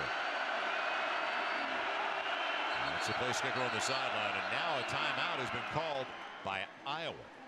So they just converted on 3rd and 4 on the quarterback draw. And when we come back, we'll find out what they do on a 3rd and 5. 6:59 to play. And a real good one for the Cy Hawk Trophy.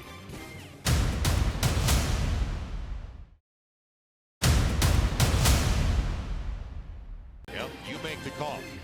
3rd and 5. Ball at the 31 of the Cyclones. Hawks looking for 5 to keep the drive alive. Down by 1, Joel. I like Marvin McNutt, number 7 at the top of your screen. He's on the short side of the field with 2 to each side. Vandenberg ran a shotgun or a quarterback draw last time. Now, ton of time, and there you go. McNutt coming across on the shadow cross to the 5. 1st and goal near the 2. Good call. Marvin McNutt is the best playmaker that Iowa has. As good as Iowa State has played against him, the ball has got to be in his hands in crunch time, and this was it. A 3rd down. A good, accurate pass from Vandenberg, allowing McNutt to continue to run yards after the catch. And then he shows you his athleticism, getting it all the way inside the 5. Coker in the eye behind Gibb. Power formation. 3 tight end set. It's Coker carrying him to the 1. 2nd and goal from there as the clock rolls inside of 6:20 remaining in regulation. Jake McDonough on the hit. From the left hash and such a heavy running team, this is when it is perfect to fake the run to the left side or the short side of the field, roll your quarterback to the right. Usually you'll get a tight end out easy for a touchdown pass into the flat. Sounds like a quarter.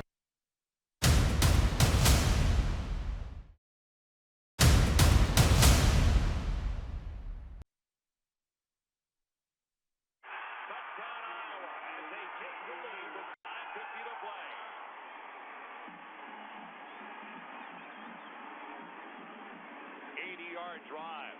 Very clean, efficient. Now only up by 5. They'll go for 2. Keep the offense out there. Vandenberg with the big completion on 3rd down. Sets up the touchdown. Coker easily runs it in. The big uglies for Iowa. Getting it done inside the 5. Now the ball goes to the left hash. You pick your hash in a 2-point conversion. This is when you see a lot of rollouts to the right. We apologize for the video problems, the technical difficulties we're having right now. Quick 2 to the wide side of the field. Coker stays in the backfield, and Vandenberg is going to operate under his center. Keenan Davis is in motion. Backfield throw. Vandenberg at the goal line. Davis has it. 2-point conversion is good, and a 7-point lead for the Hawks.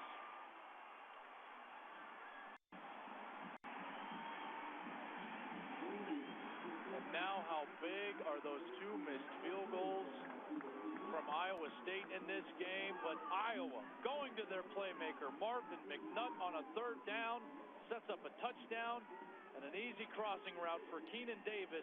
Vandenberg calming down in this game, settling in, delivering accurate passes to his wide receivers. It wasn't a long throw to Marvin McNutt, a very short one, a little dart, but he led him well.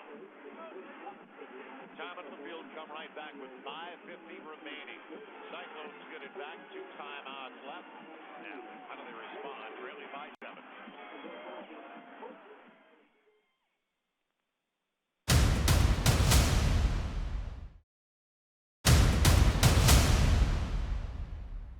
And we continue to apologize for our technical difficulties on the video side. Joel Myers, Joel Klatt, Jim knocked down on the sideline.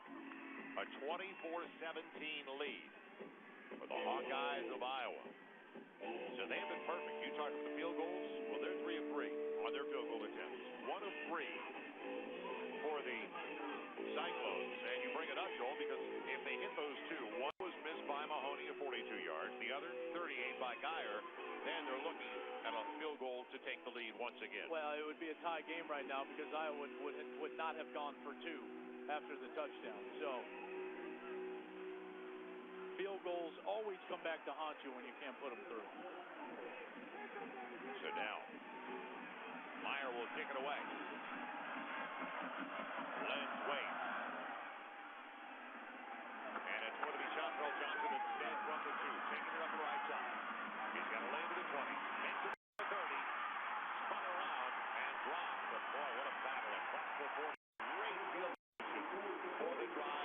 to the 42.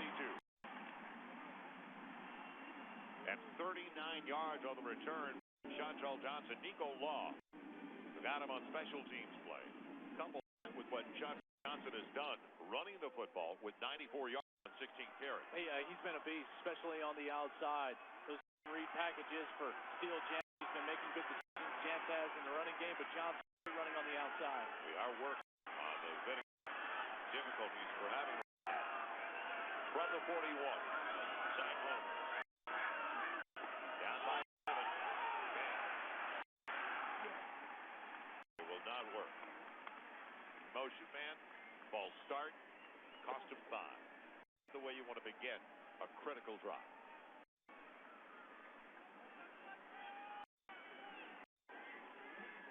Execution at a premium in the second half of the fourth quarter. Must execute offense. And that's 8 penalties on the Cyclones compared to just 4 on the Hawkeyes. Johnson scrambling his way over to the left side out of the basket, but ripped down and a loss of a yard. Great pursuit down the line. James Morris. What a play by the linebacker. Iowa native who started last year as a freshman. That's Chantrell Johnson down. Possibly on some cramps, maybe got hit in the leg there. He's up, off onto the sideline. This is when Steele Jans has to make a play. You first of all have to get yourself back in a manageable situation in the 3rd and 8 or 7. 5-minute mark from the clock roll. 2 timeouts on the board and a second. And 15, almost 16.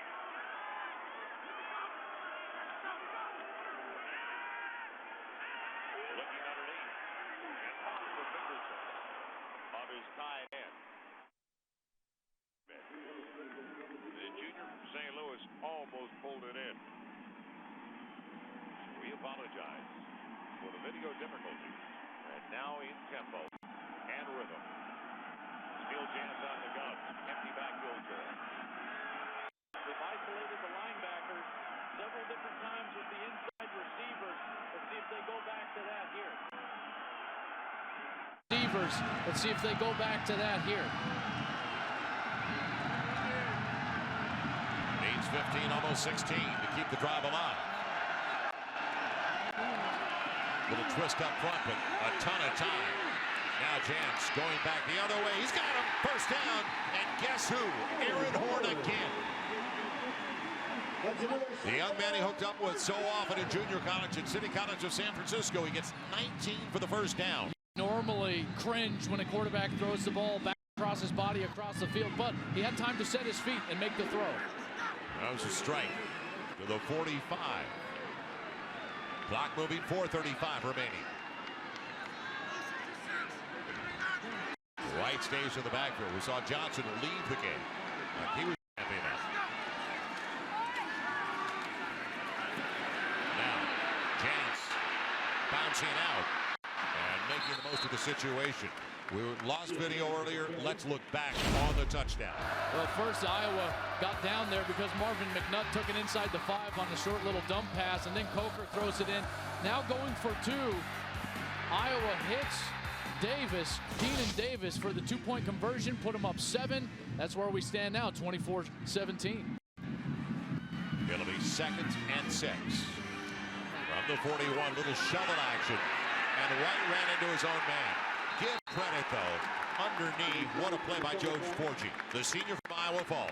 Yeah, Braden Burris, number 79, the offensive tackle, just got beat. It was a terrific play by Iowa's defense, but trying to get cued again is Iowa State, faking the bubble screen to the outside, pumping the ball out there, trying the shovel pass underneath. It's been working for them to allow Steele Jans to make plays for them. They go back to that here. 3rd and 10. If you don't get it, you might have to go for it anyway. With the clock moving close to the 3-minute mark. Here comes the blitz. Jans running away. Will he get away? A flag on the play. And throwing into the end zone, wide open. Does it stand? He finds Chris Young, but a flag very early. A hold, it'll come back. still. Steele Jans shows what he could do with those wheels.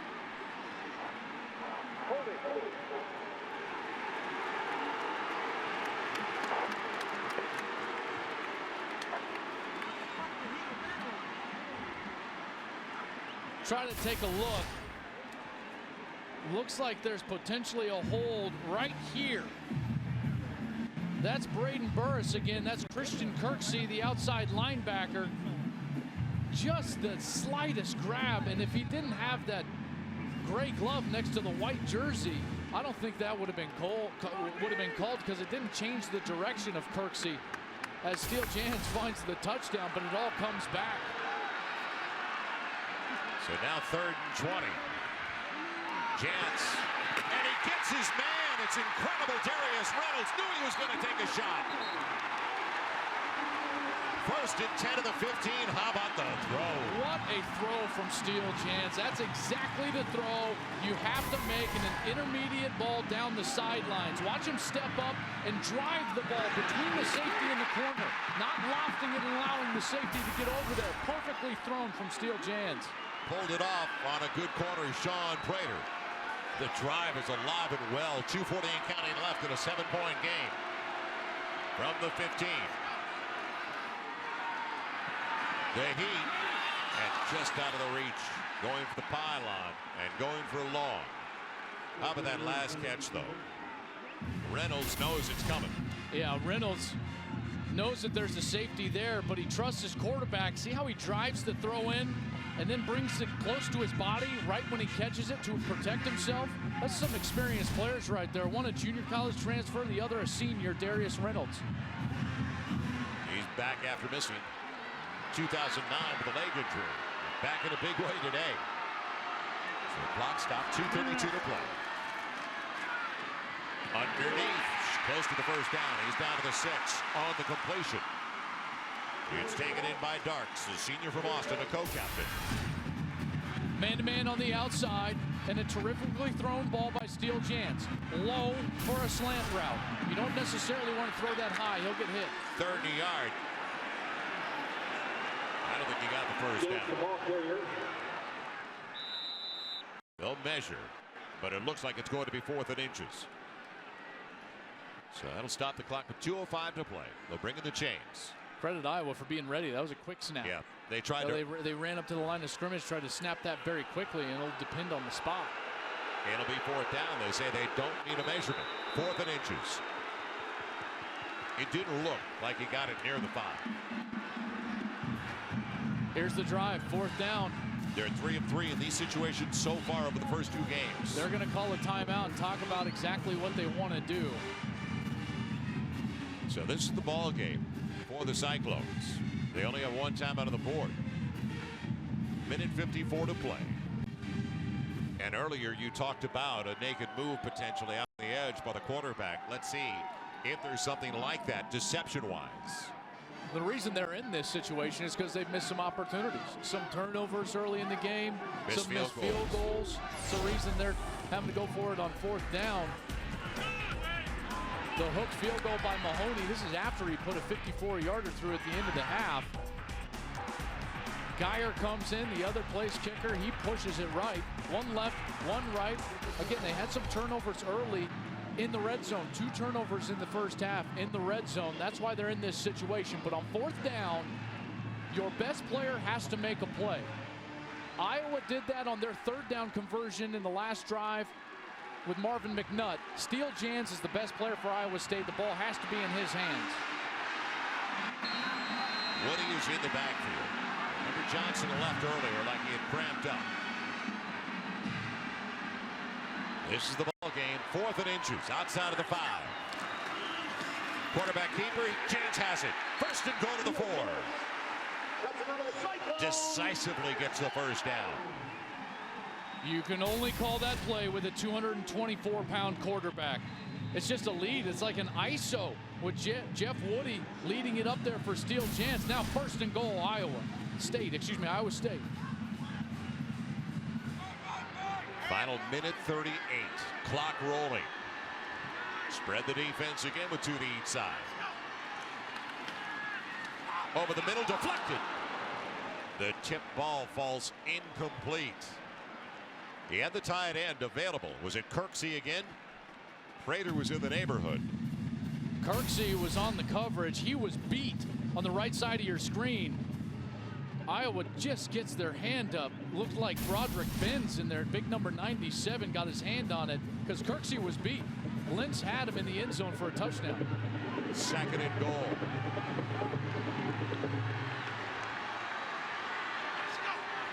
Low snap. Chance. It's batted down. Kirksey this time punches it away for the intended target. So he's trying to get Lenz the ball. Kirksey has had some kind of day. He absolutely has. He's been all over the field. Sacking the quarterback. He's been terrific in coverage. The drop snap hurts the play. They were trying to go back to the same play that they had just run when Lenz was wide open in the end zone. Kirksey read it beautifully and was there to bat that ball down. They bring in Tanner Miller, bring in the extra defensive back. Out of the gun, Woody stays in there flanking. Steele jams, third and goal. Quarterback keeper, he's faking it, now scrambles away from pressure. Corner of the end zone, touchdown Iowa State. Do you believe it? It's Darius Darks.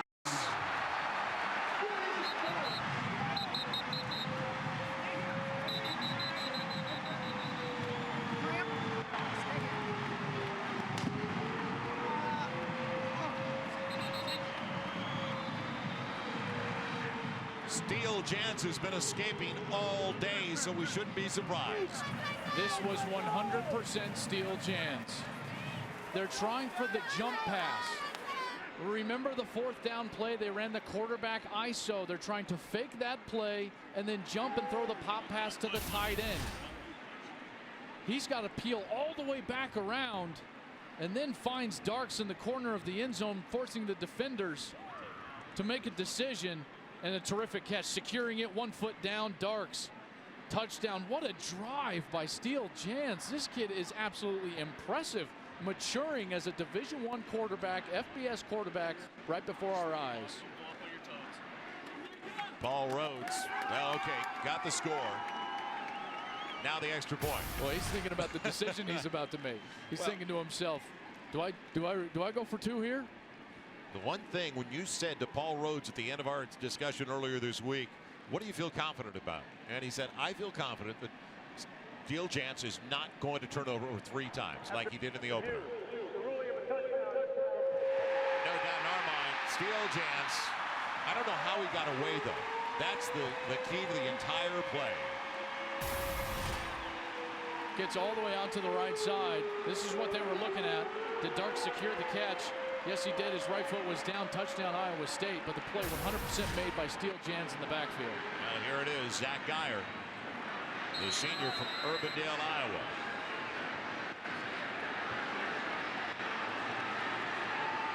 Trying to tie things up.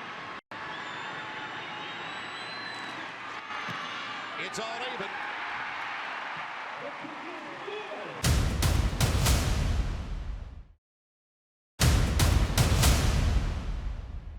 2002 Kinnick Stadium, Iowa City. Fred Russell had a big day. 46-yard touchdown run. He got 133 on the day, but it was Seneca Wallace who had the final word. They came from behind and won at 36-31. What an athlete, Seneca Wallace. Jack Trice Stadium in 2003, Iowa returning the favor. Nathan Chandler hitting Maurice Brown with a big score, a 17-yard strike. Nate Kading had 4 field goals on the day, and Iowa pounded at 40-21. And then in 2007, once again, at Jack Trice, Rhett Culbertson tying the school record with 5 field goals, including the game winner, one that is second on the clock. Iowa State prevailing by 2, 15-13. And that was their last win in the series, losing 3 consecutive games. Will we go to overtime? Because don't forget, the Hawkeyes still have 2 timeouts and a ton of time on the board.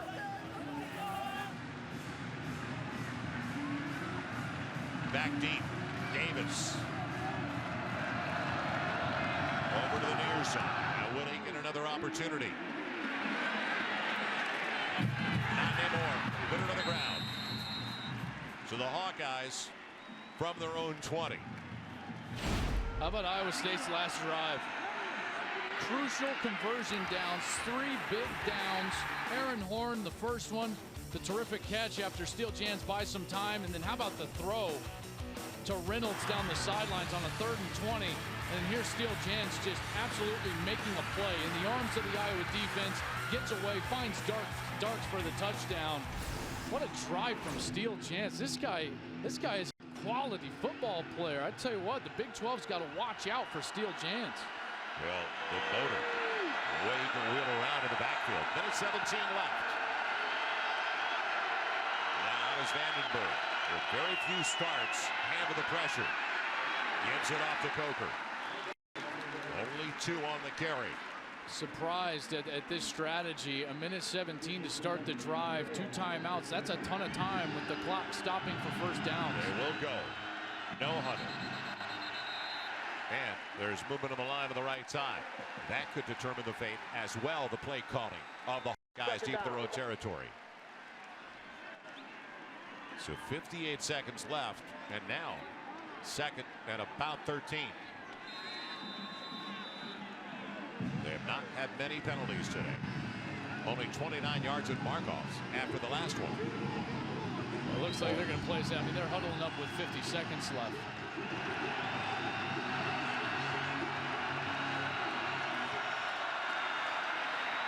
Coker slices past the 20 out to the 21. So it more and more looks like overtime in Ames, Iowa. This game has had a little bit of everything, so it's fitting. What a terrific game it's been. It is what fitting a terrific that it would game go down to an overtime situation. These kids have laid it on the line here today at Jack Trice Stadium. And we talked about how intense this rivalry is, but with great respect. So we are headed to overtime in Ames, Iowa. Steele Jans, over the last 5.5 minutes, put it all together once again. We saw it earlier in the game where he made big plays. And the big plays from escaping pressure. Yeah, his feet, his escapability within the pocket.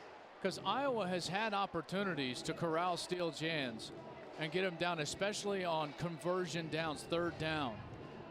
But he's done such a marvelous job of staying on his feet, extending the play, and then making a good decision once he's done that. He did it in their opener, Joel. They had 4th and 10 late in the game against Northern Iowa, trailing. Throws a 26-yard touchdown pass. Sets it up late in the game. They're trailing again. He finds Aaron Horn, hits him for 32 to set up the game winner that he took in with 40 seconds left. Some guys just have the moxie, just have that ability. You know, just snap the ball and let's rock. So we've seen a little bit of everything already in the first 2 games of Steele Jans's career here at Iowa State.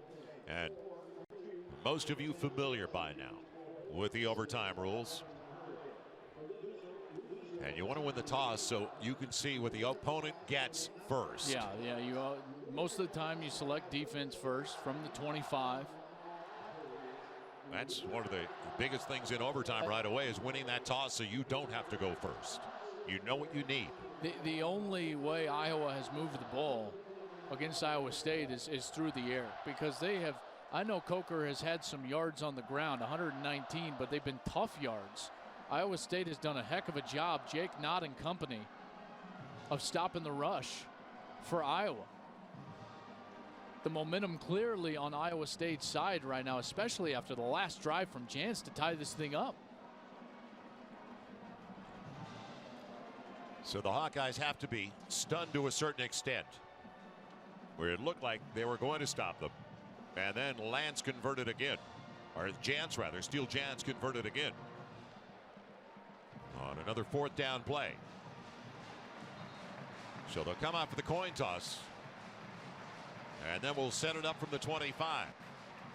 Iowa State has outgained them by just about 100 yards overall in the day. They got better offensively as the game went along. They sure did, and it started with their quarterback. Whereas the best we saw offensively of the Hawkeyes was basically over the first 15 minutes of play. regulation. The only difference is the winner of the toss, offense, defense, or in the field. Okay? There's no deferral. Iowa, you're the visitor. Tail. Paul's tail. Tail. It's a heads. Iowa State, you won the toss. You play defense. Which end of the field you care to play at? You want to play that end of the field. Iowa State, get back that way.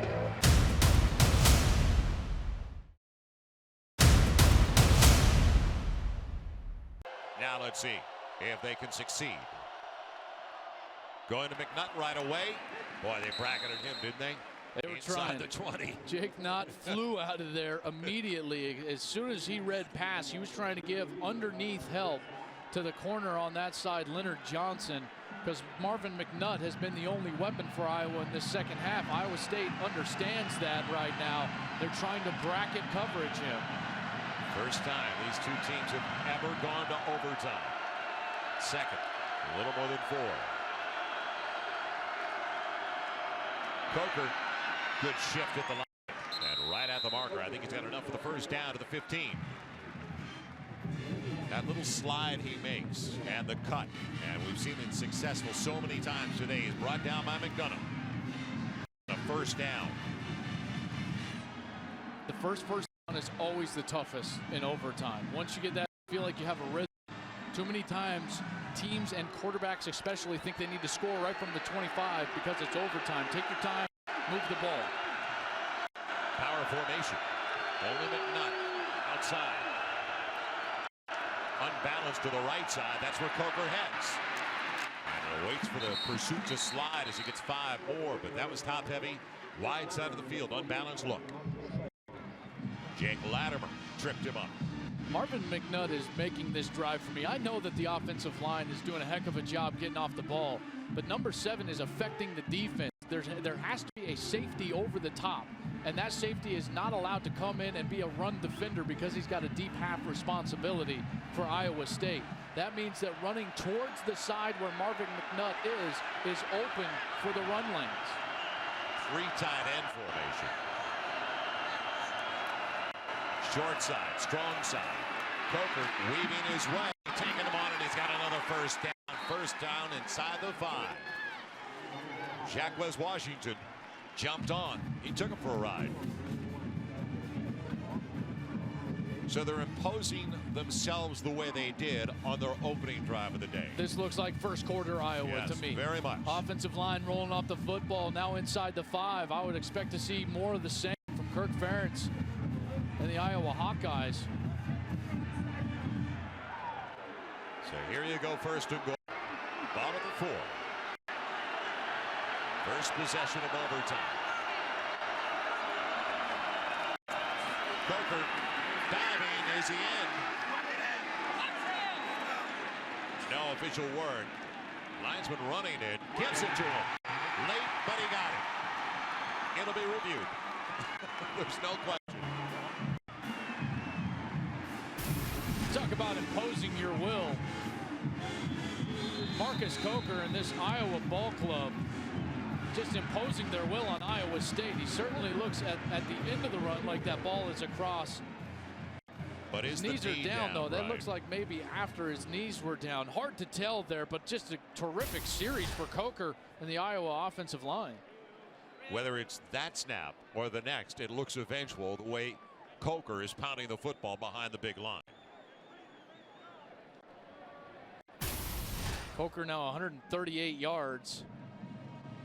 Really tough to tell. His knee is definitely down at that point right there. It's just tough to know where the football is, if it's touching that white line or not. And enough to overturn it. Always the most important part of replay. What was the ruling on the field? It's called a touchdown. They're going to have video evidence to overturn this. I didn't see video evidence on that replay to overturn that call. So the Hawkeyes, first possession of overtime, went back to what they're comfortable with under Kirk Ferentz, what they do well, and especially, let's face it, with an inexperienced quarterback in overtime. We talk about Steele Jans. Well, not that many starts to begin with for Vandenberg. How about the confidence to just sit on it the last minute 17, only needing a field goal in the fourth quarter? Kirk Ferentz knew something that we didn't, because I thought that was a poor decision. Here's the determination from the referee. The ruling of a touchdown stands. And don't you think Ferentz's decision was influenced by his field position when his return man put the ball on the ground? They had it at their 20. Couldn't get it out of the end zone. Absolutely, that was influenced by that. But also understanding that your offensive line can get it back. You know, we can go back and we can run the football from the 25 in overtime. Now, Mike Meyer, who's been perfect today. The extra point. He continues to be dead on.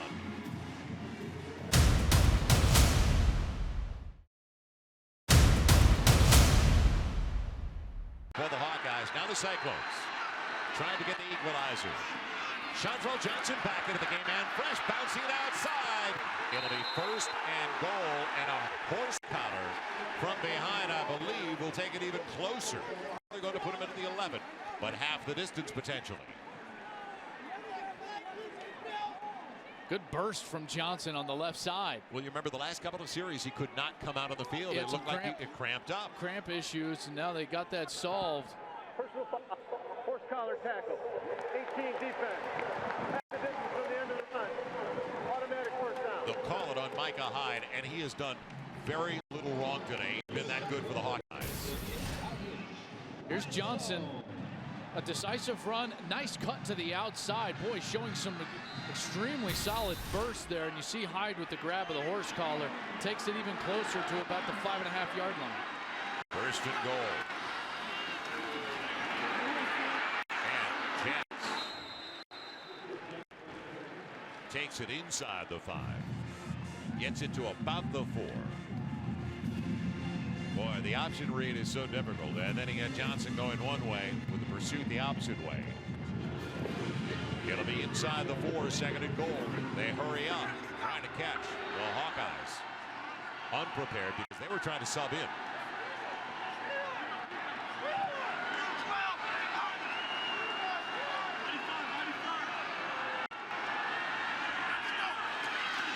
Timeout. It looked like they were trying to call a timeout. Didn't get it. And Kirk Ferentz was as they dropped Jans at the 4. Now it's going to be 3rd and goal, but Kirk Ferentz was running down the line trying to get a timeout. I think he's glad that he didn't get it. They had the blitz on from the outside. It gets finally to steal Jans. I was able to bring him down. 3rd and goal. Lost about a half-yard on that play. Looks again like man-to-man coverage, so it looks like they're going to blitz.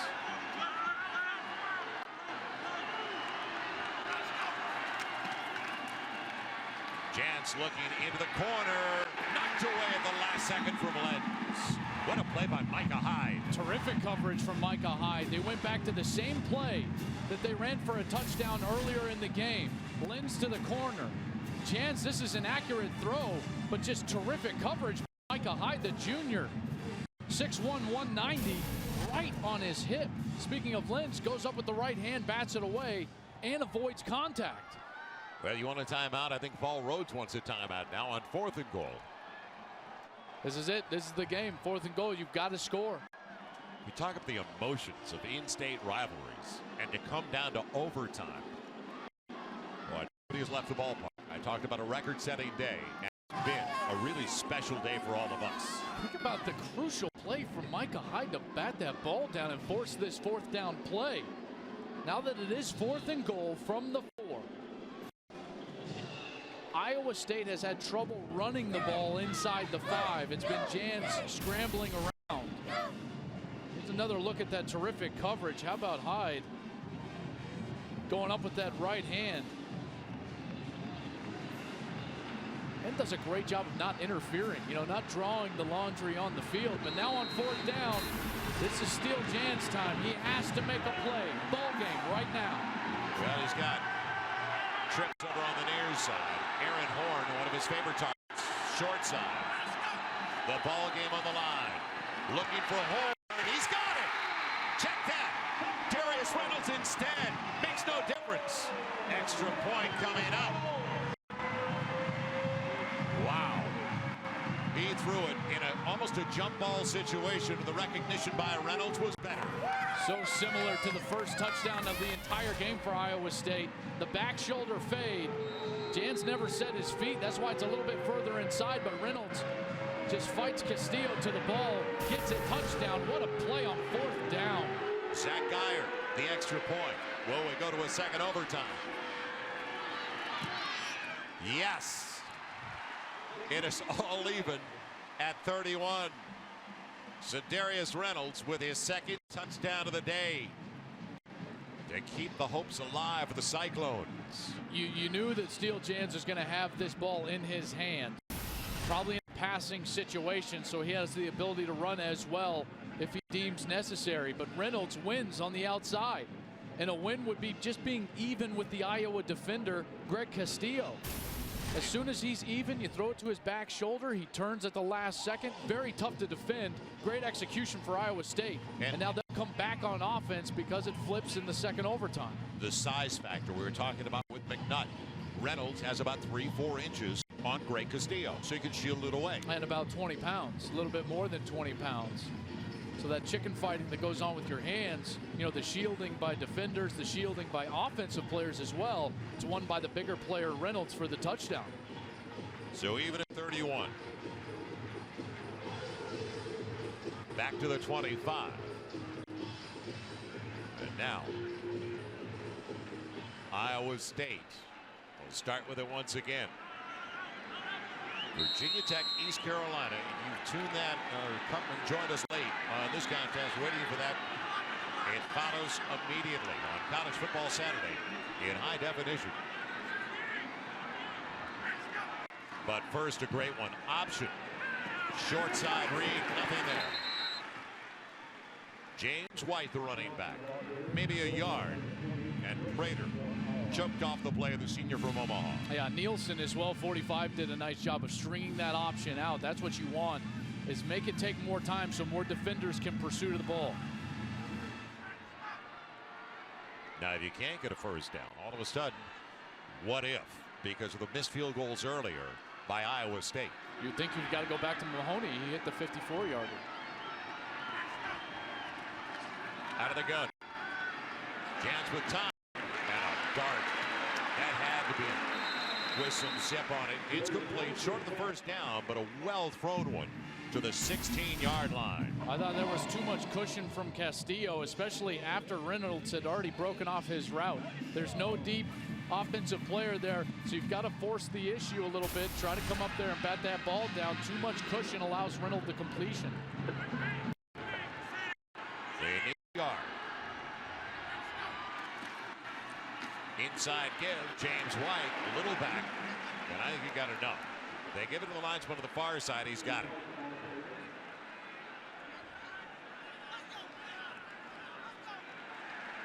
First down, move the chain. On third down, Iowa is constantly bringing a double crash blitz. Outside linebackers on the outside of the line, crashing down the line of scrimmage. That's a good play call versus that type of a defense, putting it right back up the middle of the formation. Johnson, their leading rusher today with 108 yards, back into the game. He'll get it on a reverse, go the other way. They stay at home, though. Josh Lynn's going nowhere. Boy, you talk about the dependability and just they don't beat themselves. That was the case, Prater and the Hawkeyes. Every coach says, stay at home, stay at home. The backside defensive end stays at home. The backside linebacker stays at home. The backside safety stays at home. All of them, Kirksey, Prater, all these guys in on the play because they're disciplined defenders. So the gadget did not work. A little toss in reverse. It'll be 2nd and 9.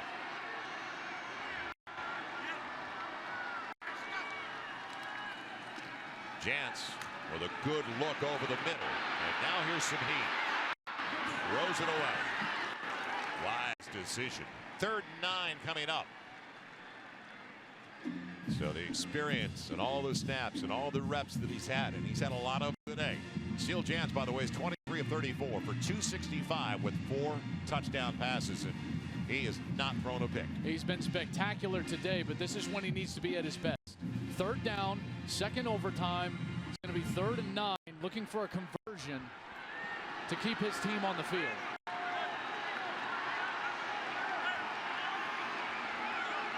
Little guy White's back into the game. Trips on the wide side. Heat again. Now Jantz has some room. He can get the first down, and he will. First and goal to the 2. Boy, the elusiveness of Steele Jans has been the key all day for Iowa State. Number 58, LeBron Daniel had an angle and just ran out of gas. How about these defenders just not having enough in the tank to chase down Steele Jans? Puts it inside the 5, first and goal. He stays in the gun. From the 2. White goes low. He goes in. Touchdown, Iowa State.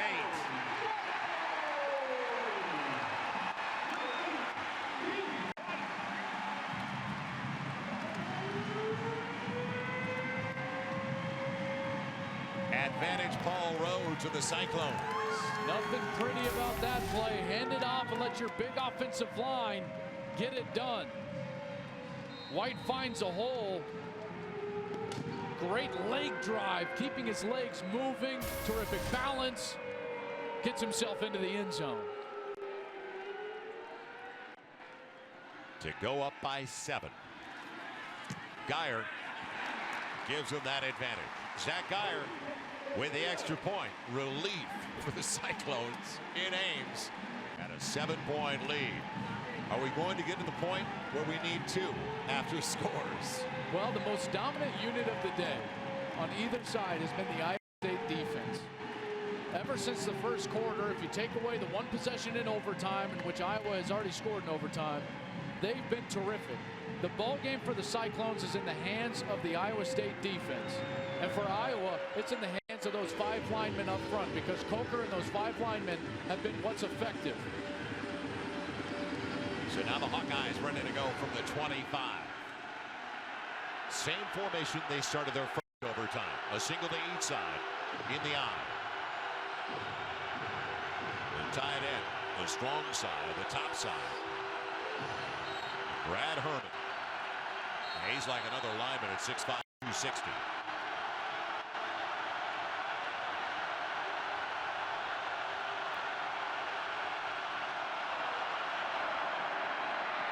It's Coker.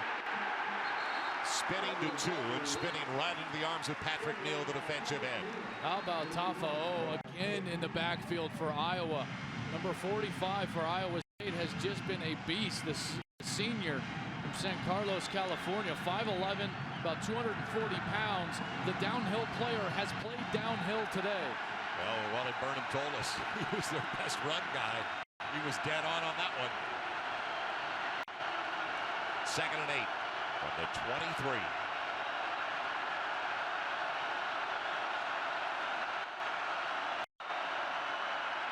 The end around, McNutt looking to throw. The lefty does. It's short, and fortunately it's short. Going for Keenan Davis, otherwise it was going to be picked off. Very fortunate. Was that Benton? Benton or Reeves? I think Reeves had the position on the inside. Faking to Coker. McNutt coming around, your best wide receiver throwing a pass. Reeves almost picks it off and ends the game. Iowa very fortunate that this game is not over. Now 2 snaps to get 8 yards. That's what's at stake.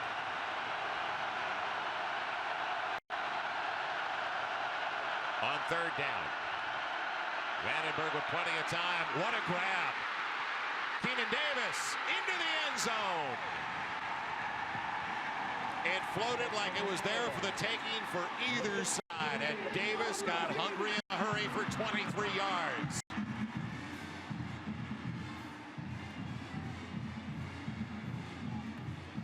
Vandenberg threw this ball before he wanted to, before the window was open. You can tell he wants to throw it so badly and just kind of floats it into the area of the curl route, and Reeves runs right through it and able to take it in for the touchdown. What a play by Reeves. Or excuse me, Davis. Extra point. Good hold, good handle.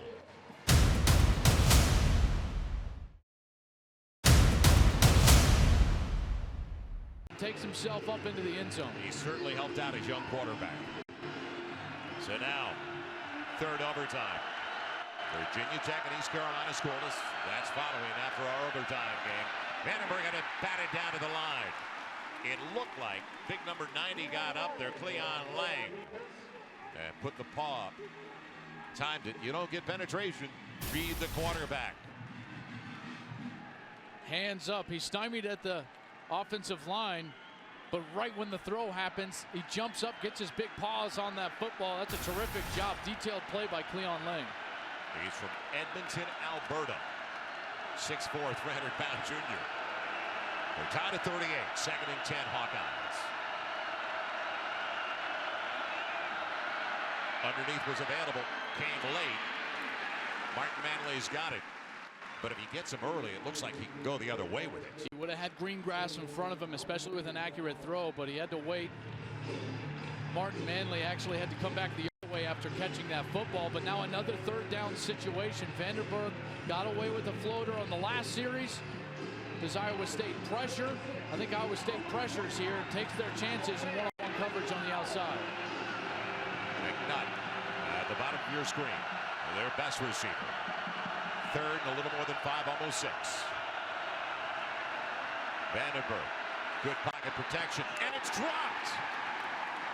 The man who just made the great grab for the score, Keenan Davis, had it go off his fingertips. And the first chink in the armor in overtime. Iowa's going to settle for a field goal.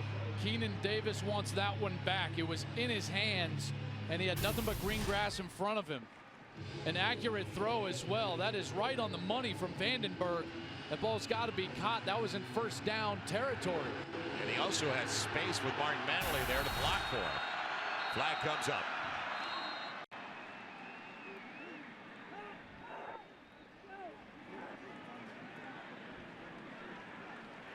Ooh. The mark-off. Now, substitution penalty. Yep, the illegal substitution. Now, that's a tough one for Kirk Ferentz. 4th and a yard. Place kicker looks over. Mike Meyer. I don't think you take your chances, you know, with as good as Iowa State has been against the run. It'll be a field goal try of 35 yards. Snap was a little bit low for the last time. John Winkie did a good job. He got it up. Now for a 3-point lead. What a stroke. Nice kick again by Mike Meyer. So a 3-point lead. The opening is there now for Iowa State to win.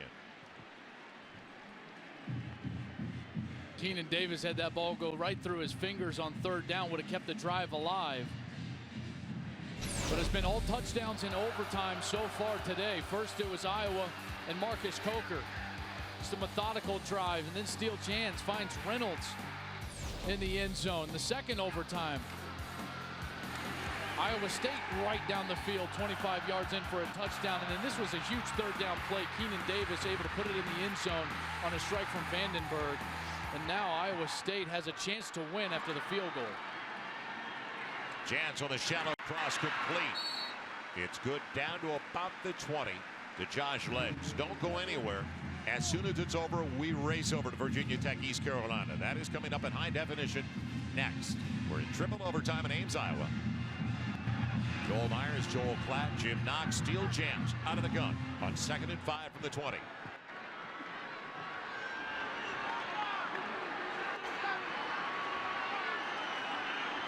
Iowa State led by 1. Only once were they on top in regulation. Now, James White with a convoy in front. They get him from behind, short of the 1st down. Good pursuit down the line. And once again, the linebacker making the play was James Morris, who had a big kick last week and set up a field goal. James Morris has had a solid day. They haven't run too much right in the middle of that Iowa defensive front, but been pursuing the ball very well. Now a 3rd down opportunity for Iowa State. Well, Jans do it himself. His wheels have been the difference. Needs 2, and a timeout coming for Paul Rhodes. Charge timeout. You ever heard the stadium go quiet that quickly? that quickly. That quickly. What a huge down for Iowa State. After Iowa settles for the field goal, you do not want to trot a kicker out there, especially with the miscues that they've had in the kicking game today. 2 missed field goals. Well, we saw Mahoney warming up.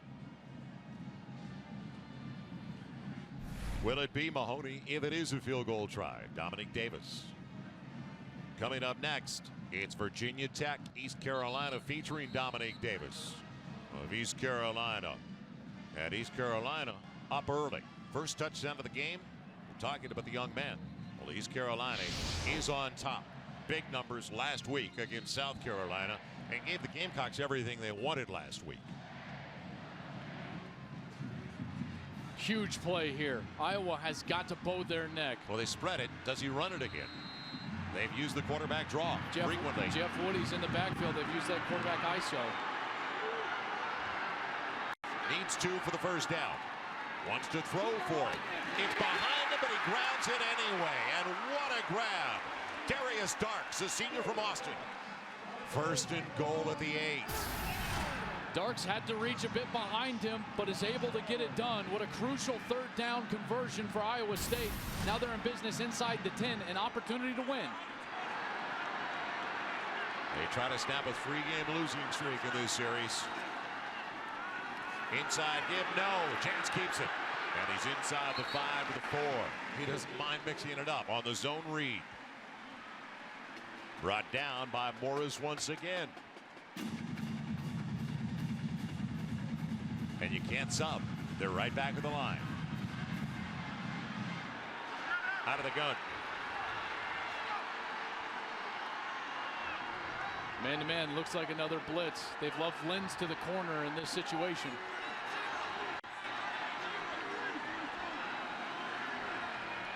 Shifts James White in the backfield.